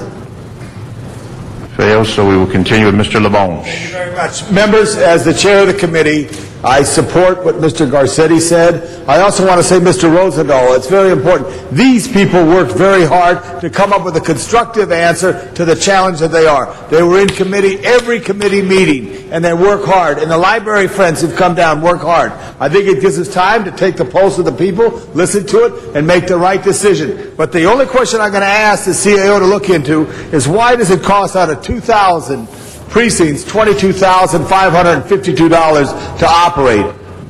Why does it cost that much, $4 million? I'll ask that question in a letter to the CAO. Thank you. We may have the answer right behind you, Mr. Labange. Our city clerk is approaching the table. Well, they don't have the answer. I already asked them. You don't have the answer. Why does it cost $22,000? Yeah. Holly Walcott, Executive Officer, Office of the City Clerk. Basically, the way both the city and the county run their elections is you prorate the elections based on the number of jurisdictions that are in the elections. So, for example, if the county election has just state items on it, then the state pays for the election. If the county election has state items and city items, then it gets split between us. So it's prorated by the number of jurisdictions but for 20,000 locations of precincts, why does it cost $22,000 to use a gym in the city of L.A. to run an election? Why is it $22,000? We all know the poll workers are there. Running an election is very expensive, Mr. Labange, and the county register recorder has 1,000 employees, 300 of which are election employees. There's the equipment, there's the printing. Running every election is an extremely costly event. It costs the city $15.9 million, and we have 25 full-time employees. Thank you. Thank you. That answers the question from Mr. Labange. Thank you, Mr. Labange. Mr. Parks? Thank you very much. Let me just ask, one of the questions we asked earlier, and Karen, you have the answers, just so people are aware, what would this be competing with in November on the state level? There are 10 items from the state that will be on the ballot. There is one water bond for $11.1 billion. There's also a vehicle license fee for parks. The others are not so much fee related. So there are 10 total, 2 of which would be financially. Okay. And then, Jackie, could you just quickly run through the remaining questions so we can close this down? Yes, sir. Question number 6 had to do with the pension system.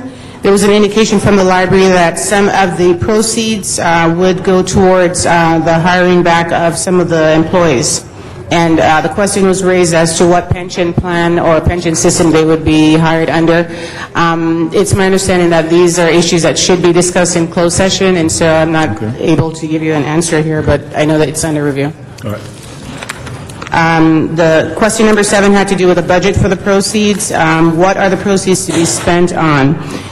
In the request from the library, it was indicated that $10 million would be spent on the restoration of positions that were eliminated, and the other $20 million would be spent on priorities as designated by the library. A budget has not been provided by the library, so that's all the information I have. The library is supposed to present a budget. Question number 8 had to do with a timeline for the November 2010 election as well as March. I think that's been answered. Yeah, that's been answered. Thank you. Oversight Committee, what the makeup of the Oversight Committee would be, citizen oversight or so on. The library will respond on that. And then the last question, question number 10, had to do with the volunteer program. We had a question from Councilman Rosendahl as to how the library plans to use volunteers to enhance its operations. Thank you very much. Colleagues, the Budget and Finance submitted that without a direction and as it relates to their approval or disapproval of the issue, but to come forward with a variety of questions that we thought were relevant. I know myself, I'm waiting for the final in November, and I support that, not November, July, that I support personally that we move it forward so we can get to that point and then make a decision on whether we vote yes or no on the substance of the issue, but we at least not close down the timeline as it relates to getting it moving if it's going to be November or March. And so that's, we'd ask that both reports be approved and then look forward to the city attorney coming back at July 14th? July 14th. Thank you. Thank you. Councilmember Zine. Thank you. Regarding the transparency of this, we have existing park bonds, we have existing bonds on outstanding libraries, police stations, fire stations, Prop K, Prop M, and I don't know how many bonds are sitting out there where the taxpayers on their tax bills. I'd like to have in this report back all of the bonds that are currently outstanding for the residential and for the business community and what that amounts to on the parcels of Los Angeles. When you look at the, and Mr. Reyes talked about libraries that aren't occupied, look at Los Angeles Street where we have a brand new state-of-the-art detention facility sitting vacant because we don't have anybody to put in there to run the operation. Clearly, we have more foreclosures taking place, we have more businesses that have for lease signs, and I think the economic climate is not appropriate at this time to move this matter forward. I do support libraries. I do support the 7-day libraries.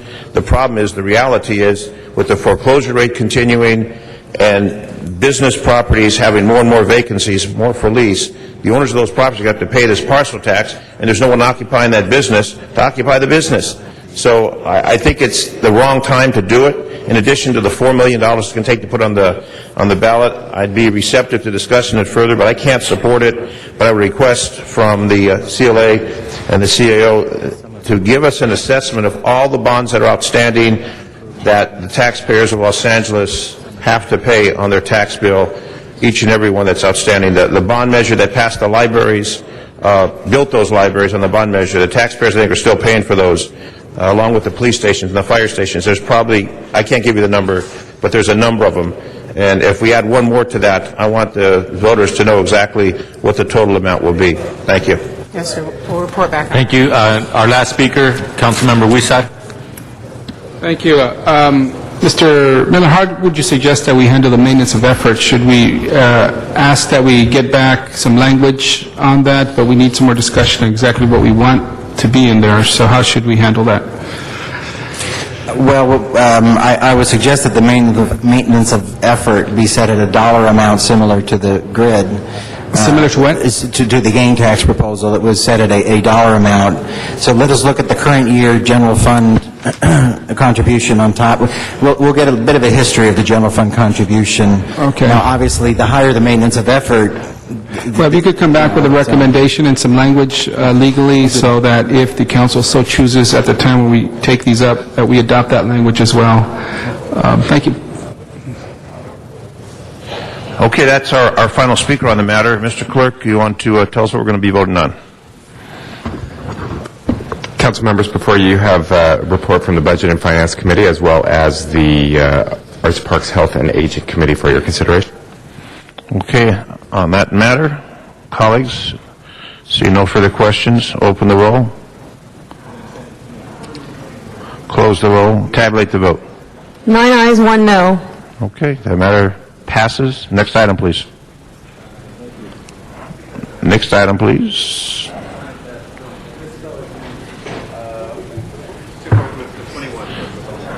Forthwith on 21, please. And on the one we just concluded, forthwith. We have 3 items remaining on the schedule. Mr. Parks? 5 and 24 forthwith. 5 and 24 forthwith for Mr. Parks. We haven't done 24 yet. Mr. Parks, we haven't done 24 yet. Mr. Clerk, I think we have 3 items left. Councilmember, that brings us to item number 18, consultation for cards. Number 18, Dr. Williams, please come forward on number 18. Dr. Williams is not in council. Mr. Cardenas, number 18, sir. Yes, on number 18, a portion of number 18 speaks to the use of 5% funds, as we refer to them.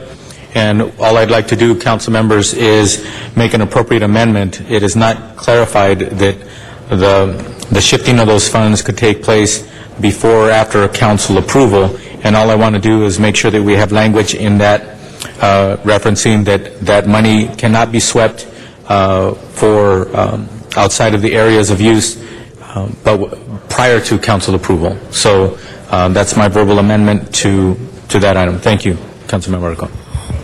Thank you, Mr. Cardenas. Mr. Reyes. Thank you, Council President. Colleagues, in much of the same spirit, if you look at 18A, there's an amendment that's in front of you. And the spirit here is really about accountability and understanding direction. We have different departments that deal with housing funds. We have the CRA, the Housing Department, and they influence the flow of these dollars and how they're being used. And the amendments essentially instructs the general manager to give us the necessary reports so as we move on to policy development, that we have ample time to understand what that policy impact will be, give us reports on issues that deal with preservation of affordable housing. And it really is about how we work closer with the mayor's office in coordinating with the respective managers of each entity that does have an influence in how the housing dollars are moving into our respective districts. So that's what 18A is about. It's a little bit more detailed, but I want to thank the housing staff for being patient and being here. We'll get these specific questions to you. There are some follow-up issues with the reports that you gave us back, and it kind of drills down to more specific information and data as to how we are actually performing as a city, and hopefully make it consistent with the mayor's 5-year plan, and allows us as policymakers to continue playing a role in how that 5-year plan actually unfolds. So it's with that constructive, how can I say this, analysis that we'd like to see so we can make informed decisions. And that would be 18A. Thank you. If that's there's no objection, that'll be accepted as friendly. With that, let's go ahead and please open the roll, close the roll, and tabulate the vote. 10 ayes. That is approved. Next item, please. Mr. President, that brings us to item number 21, Council. Dr. Williams is not here. Russell Brown. Very patient Russell Brown. Come forward. Good morning. My name is Russell Brown. I'm president of the Pershing Square Park Advisory Board. I'm also president of Downtown LA Neighborhood Council and executive director of the Historic Downtown Bid and a resident of downtown for 7 years. I'm here to commend Jan Perry and Ed Reyes for sponsoring the motion for Downtown on Ice. This is an amazing program for downtown. However, I have significant concerns about the starvation and lack of resources of all the other programs at Pershing Square for the other 42 weeks out of the year when Downtown on Ice is not there. The Pershing Square Park Advisory Board in partnership with the Art Walk, Downtown LA Neighborhood Council, Historic Downtown Bid, and Downtown Center Bid, have repeatedly tried to work with upper management in a partnership and receive communication and financial information of budgets and programming. We have repeatedly asked the Assistant General Manager of Operations East and the finance person for budgets and support. Last year, the Pershing Square Park Advisory Board, especially with Louise Capone, Director of Programming, received almost $200,000 in donations and in-kind services. Last year, Pershing Square Programming received the Downtowners of Distinction Top 10 Award. That was done in partnership with the community. However, that partnership has been completely destroyed in the last quarter. Upper management has not been a partner and has destroyed those relationships. Just last week, we received a letter of resignation from Rich Reese, who's the CEO of the management company Earth Tones that has done all the booking and programming for the summer. He has provided his services for 10 years for free and no cost. He has also provided the Young Dubliners for the St. Patrick's Day event at no cost except for travel expenses. This is the same band that gets $15,000 to $20,000 at House of Blues. Support, security, outreach, all partnership with the summer's programs has disappeared. Friday Night Flicks, which is the free movies that the BID and the Neighborhood Council has supported, has received no support. Downtown Stage will now be abandoned. Security for Farmers Market has been pulled. Yesterday, I walked through the park, and there were 37 homeless folks in various stage of unconsciousness, and security has been told that no rules and no regulations and no security can ask them to have appropriate behavior. The city controller has faulted Recs and Parks for lack of partnership with the community. That practice significantly accelerated this last quarter and has cast the community and Pershing Square partnerships in grave danger. The community, the city of LA, and Pershing Square deserve a lot better than the management they're presently giving. Thank you. Thank you. That will close our public comment on this item. If there's no members who wish to be heard, let's go ahead and vote, please, on item 21, colleagues. Mr. Clerk, if you please, Madam Clerk, if you please open the roll, close the roll, and tabulate the vote. 10 ayes. That is approved. Next item, please. 24. Mr. President, that brings us to item number 24, called Special for Cards. Donna Pearman and Van Nuys on item 24.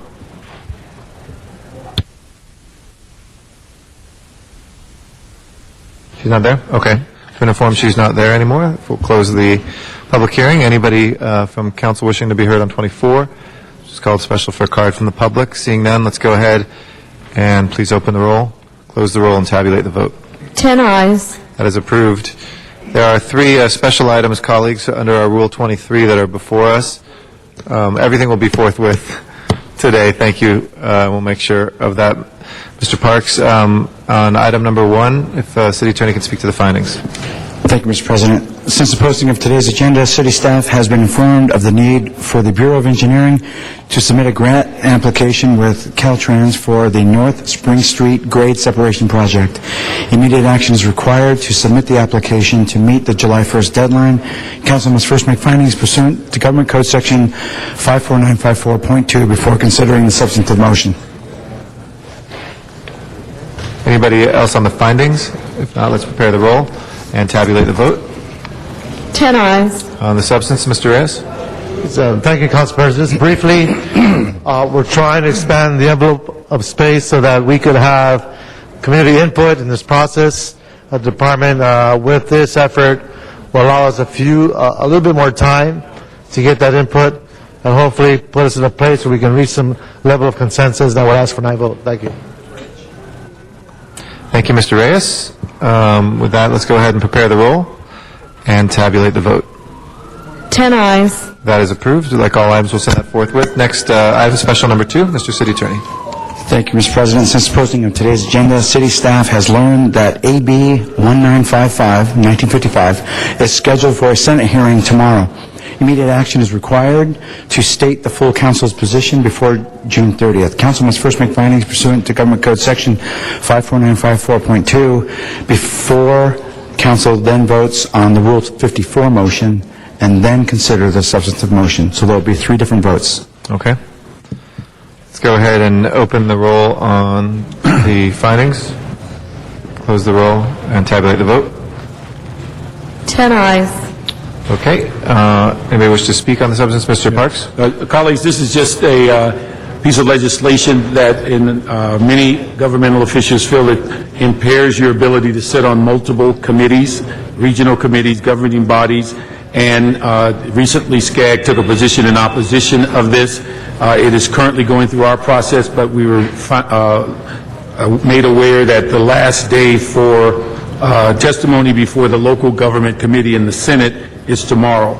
And so we ask that this be moved on a Rule 54 and taken out of committee and brought before council, and so that we can send it forth with this body's designation. And we ask for opposition to this legislation unless amended.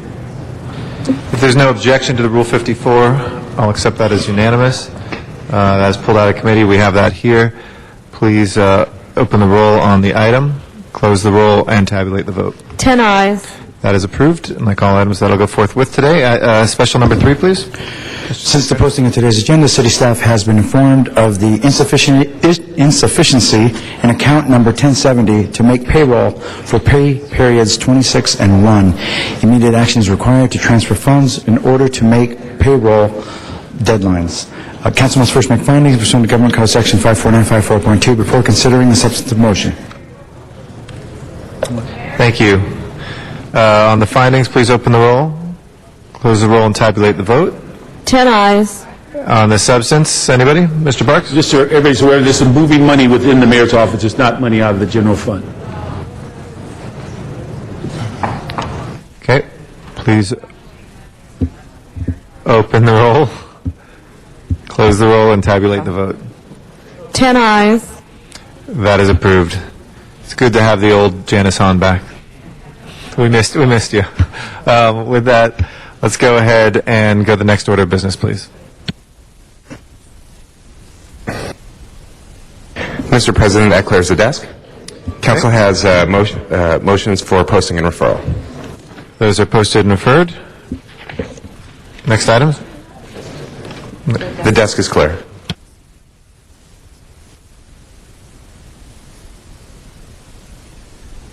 Okay, with that, desk is clear. Are there any announcements, colleagues? Mr. Item Levant? 10 forthwith. Mr. Allen? Everything is forthwith today. Everything's forthwith today. Don't you worry. Any Thank you, announcements?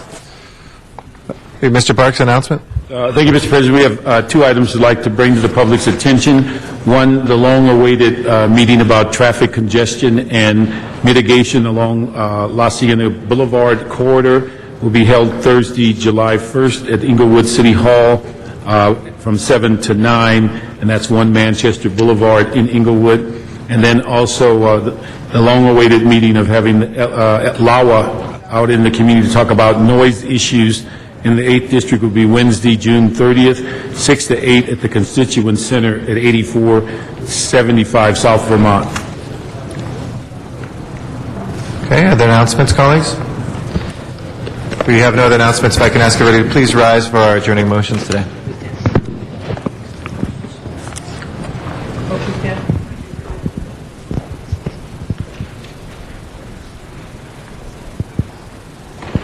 Mr. Weezer.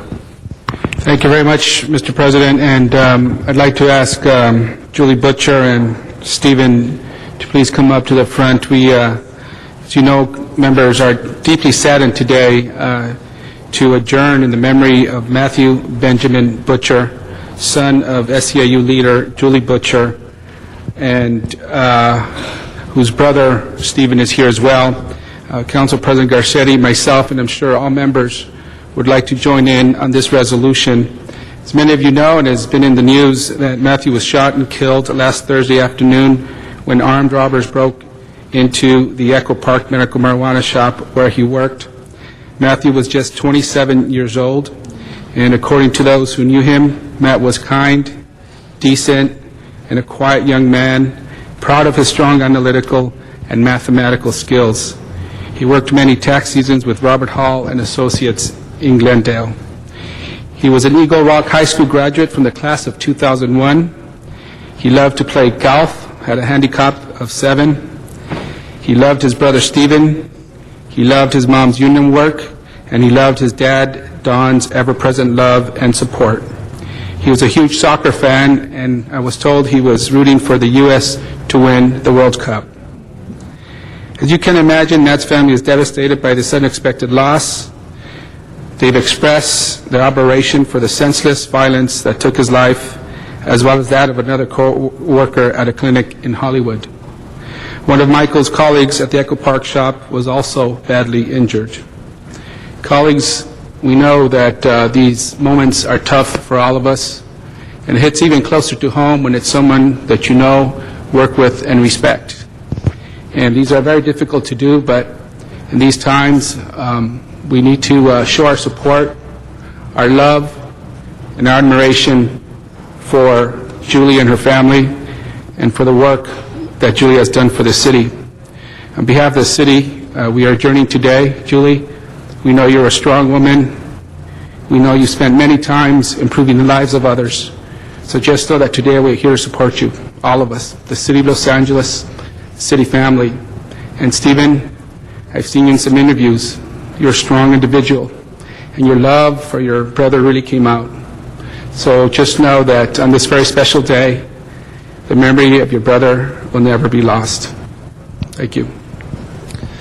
Thank you, Mr. Rizar. Mr. Alarcon? Obviously, many of us have thoughts. It's as if one of our own family, in the city family, has passed on when we see one of our union leaders suffering this kind of loss. No words can really console the family members, but know that we appreciate the suffering you're going through, and would hate to see it to our worst enemies. Notwithstanding all the tough negotiations that are going on, there's nobody here that would like to see this happen to anybody. I was talking to your son, Stephen. He told me that his brother paid for his books to go to college.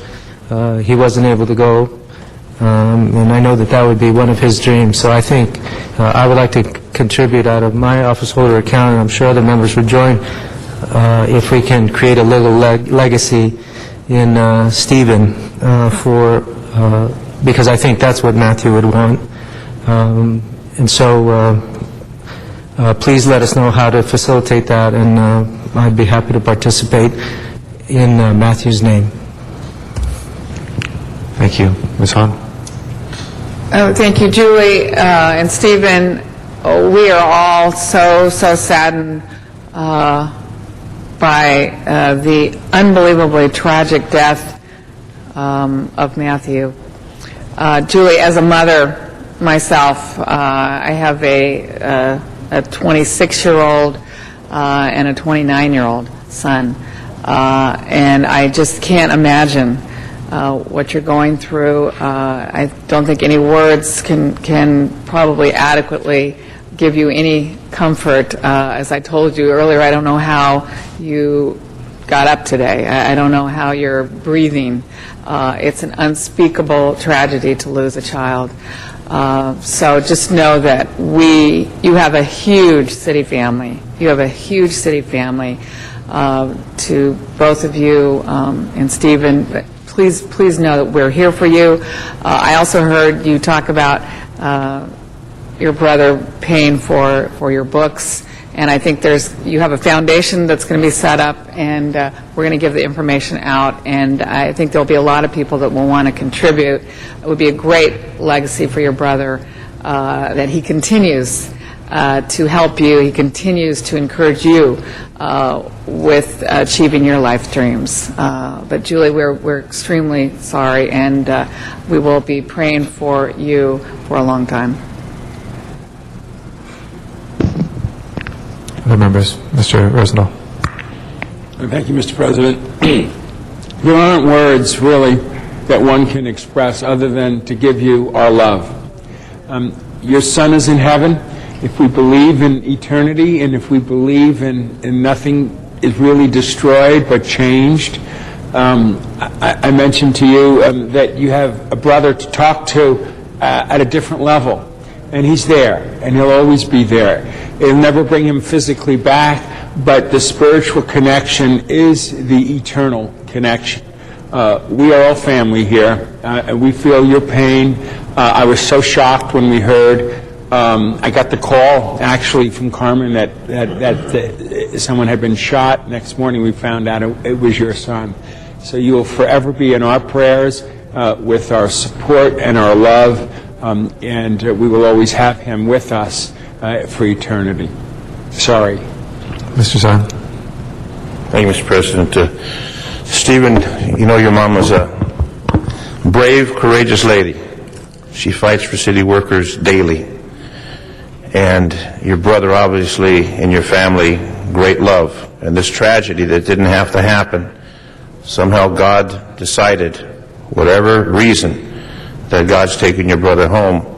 But you've got your family, your friends surrounding you, the other city workers that are here showing support for your mom, you, your family.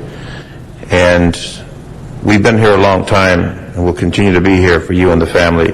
Mr. Alarcon mentioned a foundation. I will also contribute to that. We want to see you continue to excel in memory of your brother. And those of us that have children, most of us have children. I have two sons.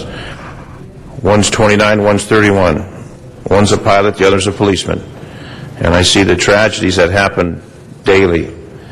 And when Charlie Mims came into council that morning and told me what happened, I was shocked. I could not believe it. But know that there's a lot of love here for you and your family, and your mom has been here, and we've been here working together. We'll continue to do that for you and the family. So if you need something, don't forget that we're here as a family to help you, help your mom through this tragedy. And God bless you and your family. Mr. Parks. Thank you, Mr. President. Julia, in behalf of myself and my wife, Bobby, we left you a message yesterday. I just don't think anybody realizes that when you have a child that you ever expect to bury them, and no one really understands the grief that you go through. And so we just wanted to let you know that we're very supportive. You're a strong young lady, but again, it tests your will to have something this tragic happen, and there are no good answers. Looking at why it happened, they're all homicides or senseless. And so it's just a matter of putting one foot in front of the other, and as Jan Hahn said, just keep breathing. That's the only thing that you can look forward to in the sense of it doesn't get better. You just get a little more used to it each and every day. Mr. Reyes. Julian and the family, I just want to give you my deepest condolences, and prayers are with you. Mr. LaBonge. Julie, as we spoke in the message and as everyone spoke, it's the silence that is the toughest part as you go forward.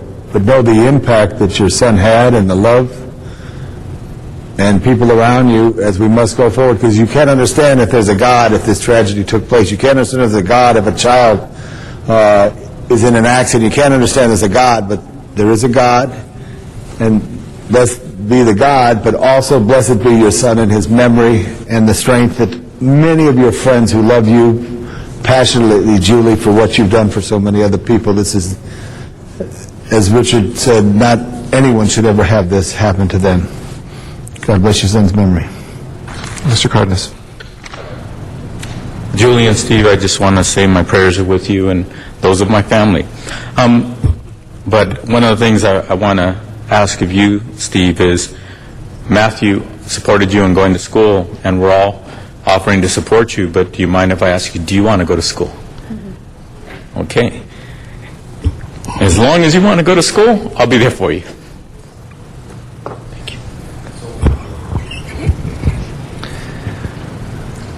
Would you like to say anything, Matthew, about Matthew? Steve?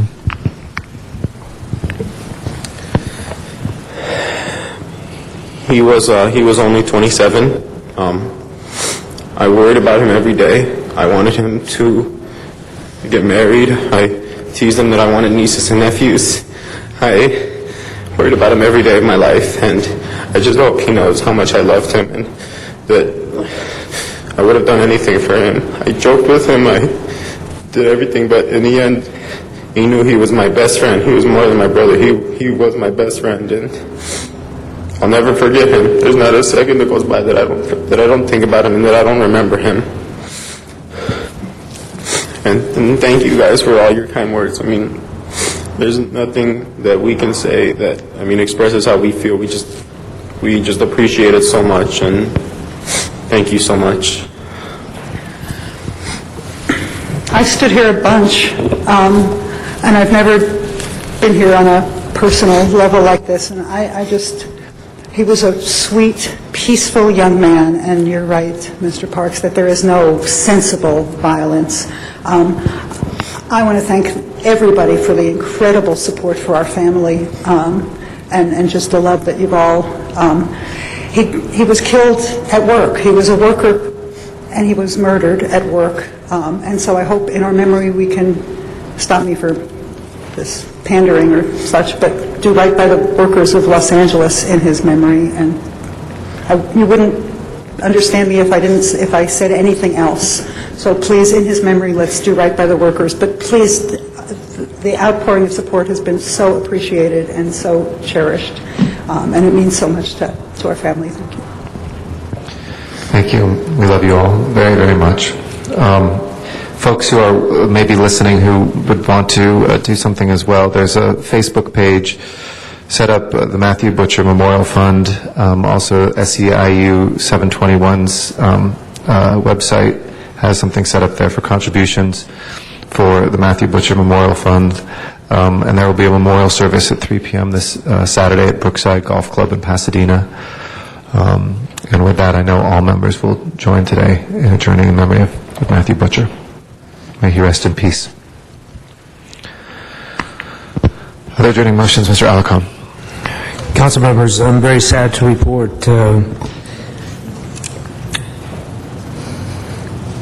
one of my staff members passed away. Doris Jacobs was the secretary in my Silmar office and passed away on Saturday after a courageous battle with cancer. In fact, when she started in my office, thanks to the benefits that the workers of the city have, she was able to receive sick leave benefits from the rest of my staff who had shared their benefits with her so that she could treat her cancer. She was born in a log cabin. I didn't know anybody 73 years old could be born in a log cabin, but she was born in a small town in West Virginia on March 7th, 1937.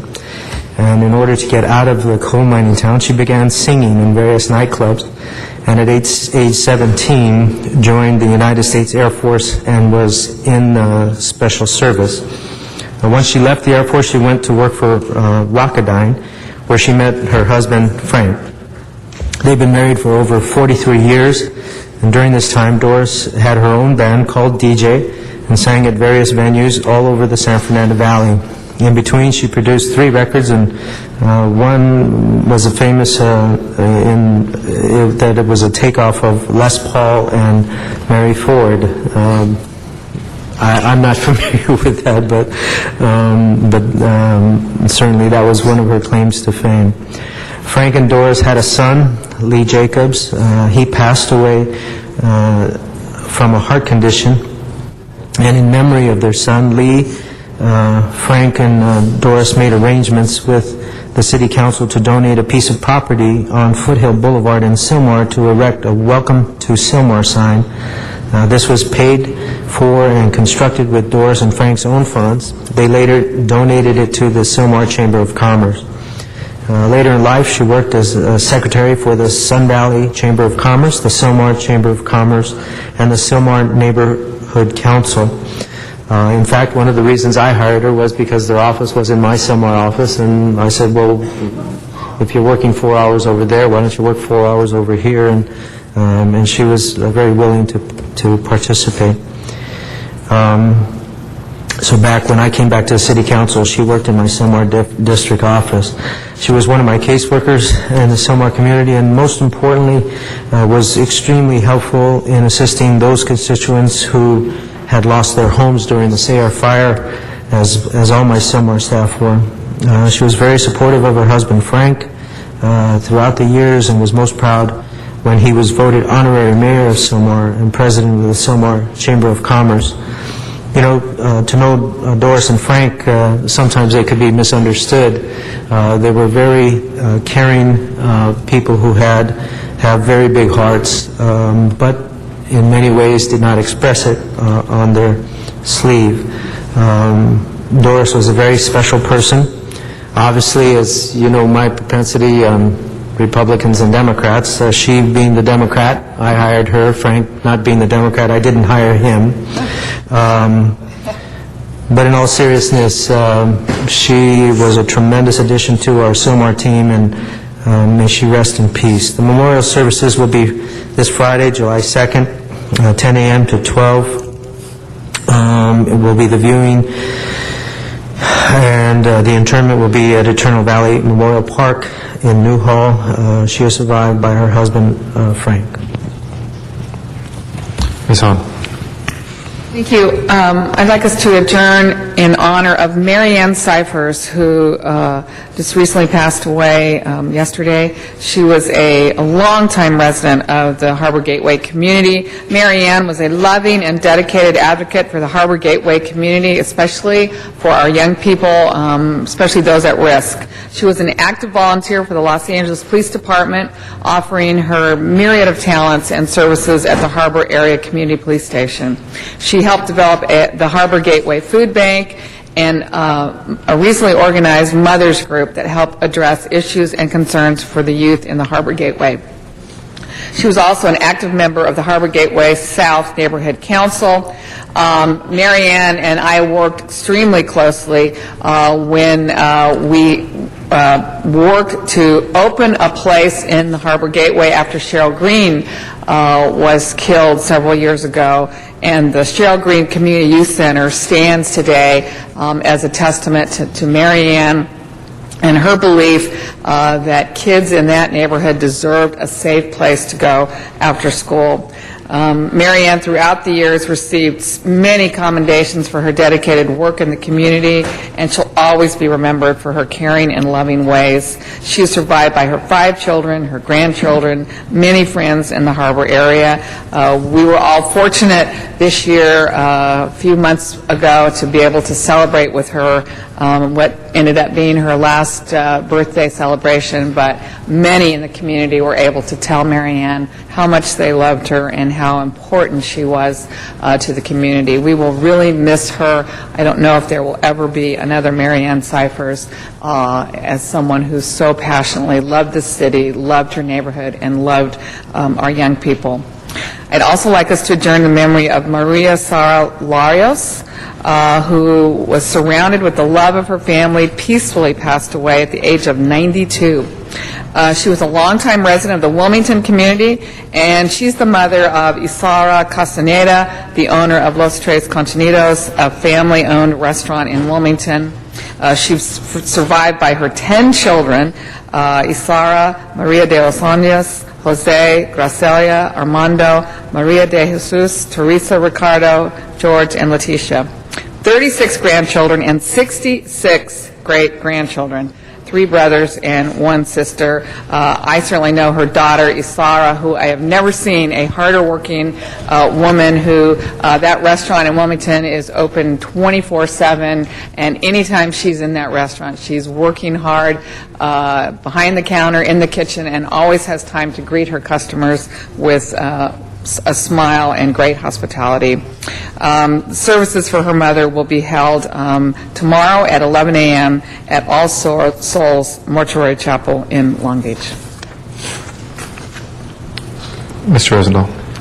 Thank you, Mr. President. Jack Bush was born February 1st, 1917 in Boyle Heights. He was the son of Fred Bush and Sarah Wilson Bush, immigrants from Poland and Russia who immigrated to the United States to make a good life for their children. Jack attended Belvedere Junior High and Roosevelt High School. Jack was an American hero, having served in the Army for 4 years during World War II as part of the Great Generation. He received 4 presidential medals for bravery. Jack was the second group to storm the beaches of Normandy. He saved the life of a British pilot from a foxhole where he gunned down a German plane about to shoot down on the British plane. His daughter, who is Fran Diamond, was telling me the story about her father who kept it all to himself, but every now and then she'd pry something out of him, and he would share some of the memories of the Second World War. Jack was married for 67 years to Mary Slater Bush. He was the father of Fran Bush Diamond and Stephen Bush, and the father-in-law of Roger Diamond. He has 3 grandchildren and 4 great-grandchildren. Jack's daughter, Fran, served on the Regional Water Quality Board and the Board of California League of Conservation Voters, and his son, Steve Bush, served on the Torrance School Board and the Torrance Planning Commission. Jack was incredibly proud of their public service. Jack passed away on June 20th, 2010, ironically on Father's Day, surrounded by his family. Jack Bush was a true American hero and a hero to his family who loved him deeply. May he rest in peace. The second one is to an officer, a CHIP officer, Philip D. Ortez. In fact, he got killed right on the 405 in my district there when he was on the side of the road there, and a car came by and did it. And part of this was written by some of his friends in the CHIP organization. He's survived by his wife, Jessica, parents Irene and Claude, and sister Ann.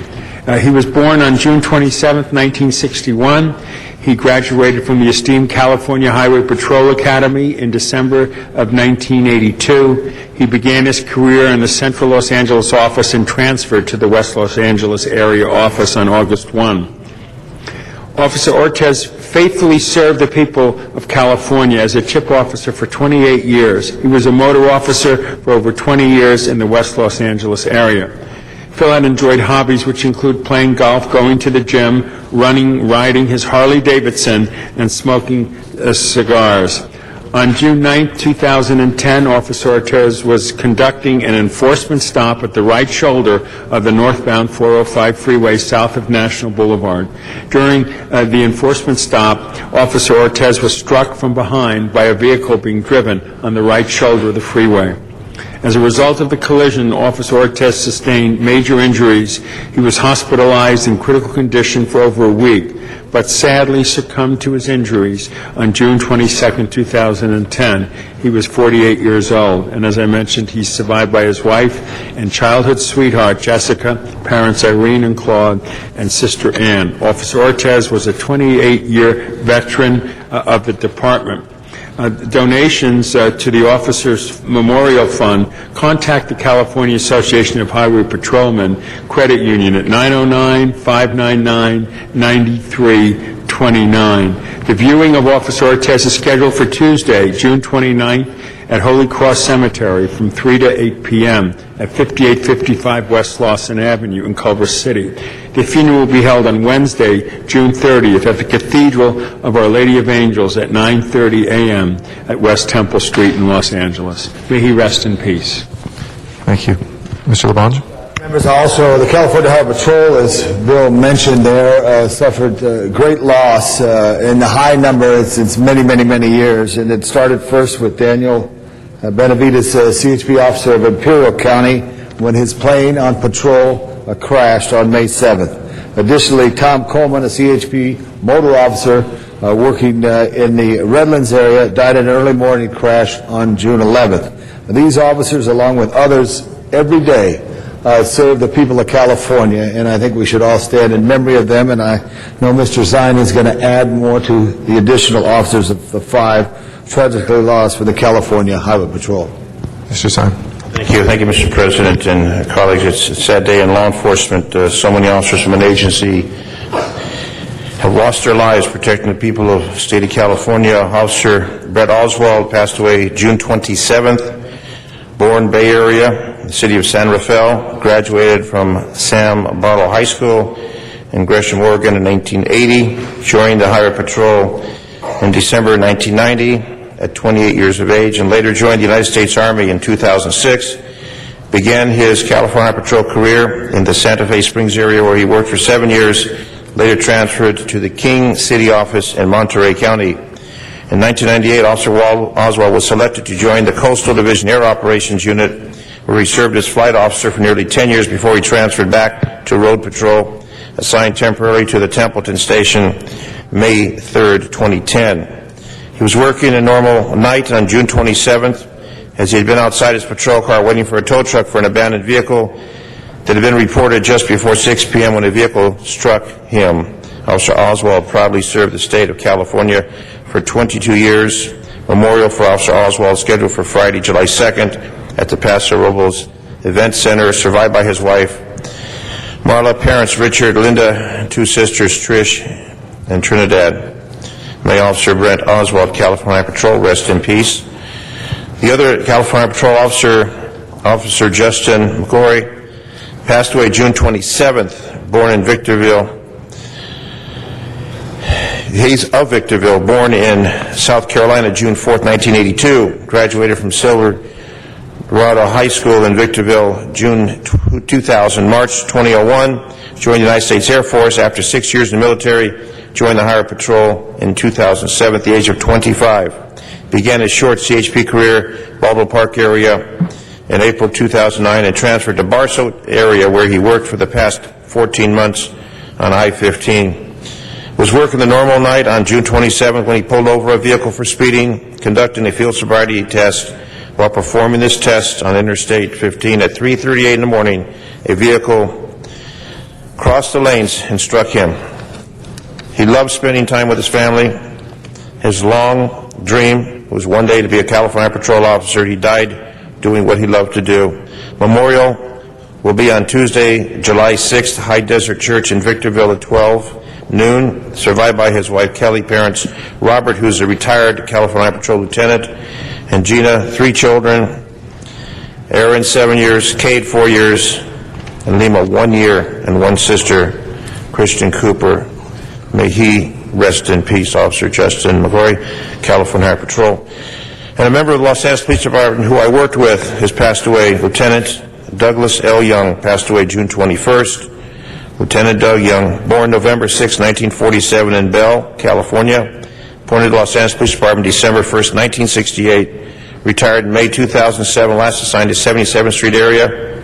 He will be deeply missed by his family and friends, a true leader within the ranks of the Los Angeles Police Department, survived by his wife Janelle, sons Brad, Brett, daughter-in-law Ashley, Adrienne, mother Bonnie, brother William Young, also retired LAPD, and granddaughters Kendall and Riley. May he rest in peace. Lieutenant Douglas L. Young, Los Angeles Police Department. Thank you. Put all members on those. Colleagues, one last adjourning motion. I ask that you join me, and those of you who have spent time at National League of Cities conferences probably know a dear friend of mine very well, Susan Burgess, who is the mayor pro tem of Charlotte, North Carolina. She was the treasurer and preceded me as the chair of the National Democratic Municipal Officials Conference, the caucus for Democrats in the DNC that represents all local officials in the country. Susan spent time here in Chambers. I think many of you knew her and met her. But she passed away Wednesday, June 16th, 2010 at her home in Charlotte, North Carolina. She began her public service to the Charlotte community almost 20 years ago as a member of the Board of Education, becoming its chair in 1995, only 5 years after first joining. She won an at-large seat on the City Council in Charlotte in 1999, won the most votes of any council member in 2005 and 2007, and she was reelected just last year in 2009 with more votes than even the mayor. As a council member, she was named chairman of the council's Housing and Neighborhood Development Committee. One saying she would use from time to time was equal justice for all, special privilege for none. This was the standard she lived by as chairman and council member. She championed the first light rail system in the state of North Carolina as it was developed in Charlotte, fought hard for the city to see benefits of that system. She supported a public smoking ban in North Carolina, where it's now illegal to smoke in bars and restaurants throughout the Tar Heel state, something no one would have dreamed about 20 years ago. But she also distinguished herself nationally and throughout the state. She was the president of the North Carolina League of Municipalities and joined the board of the National League of Cities and also helped build the Democratic Municipal Officials into a national organization that it is today. She was a superdelegate in 2008 and campaigned throughout North Carolina with Hillary Clinton, supporting her to the very end. We used to tease each other because I was a Barack Obama supporter, and she was an amazing advocate to have on your side, and went to many states on behalf of Hillary Clinton, who was a dear friend. She set the standard for politics and governance in Charlotte and North Carolina. When it was necessary, she would rally fellow Democrats to her cause, but more votes than not, she always brought together Democrats and Republicans because she always had the betterment of her city as her goal.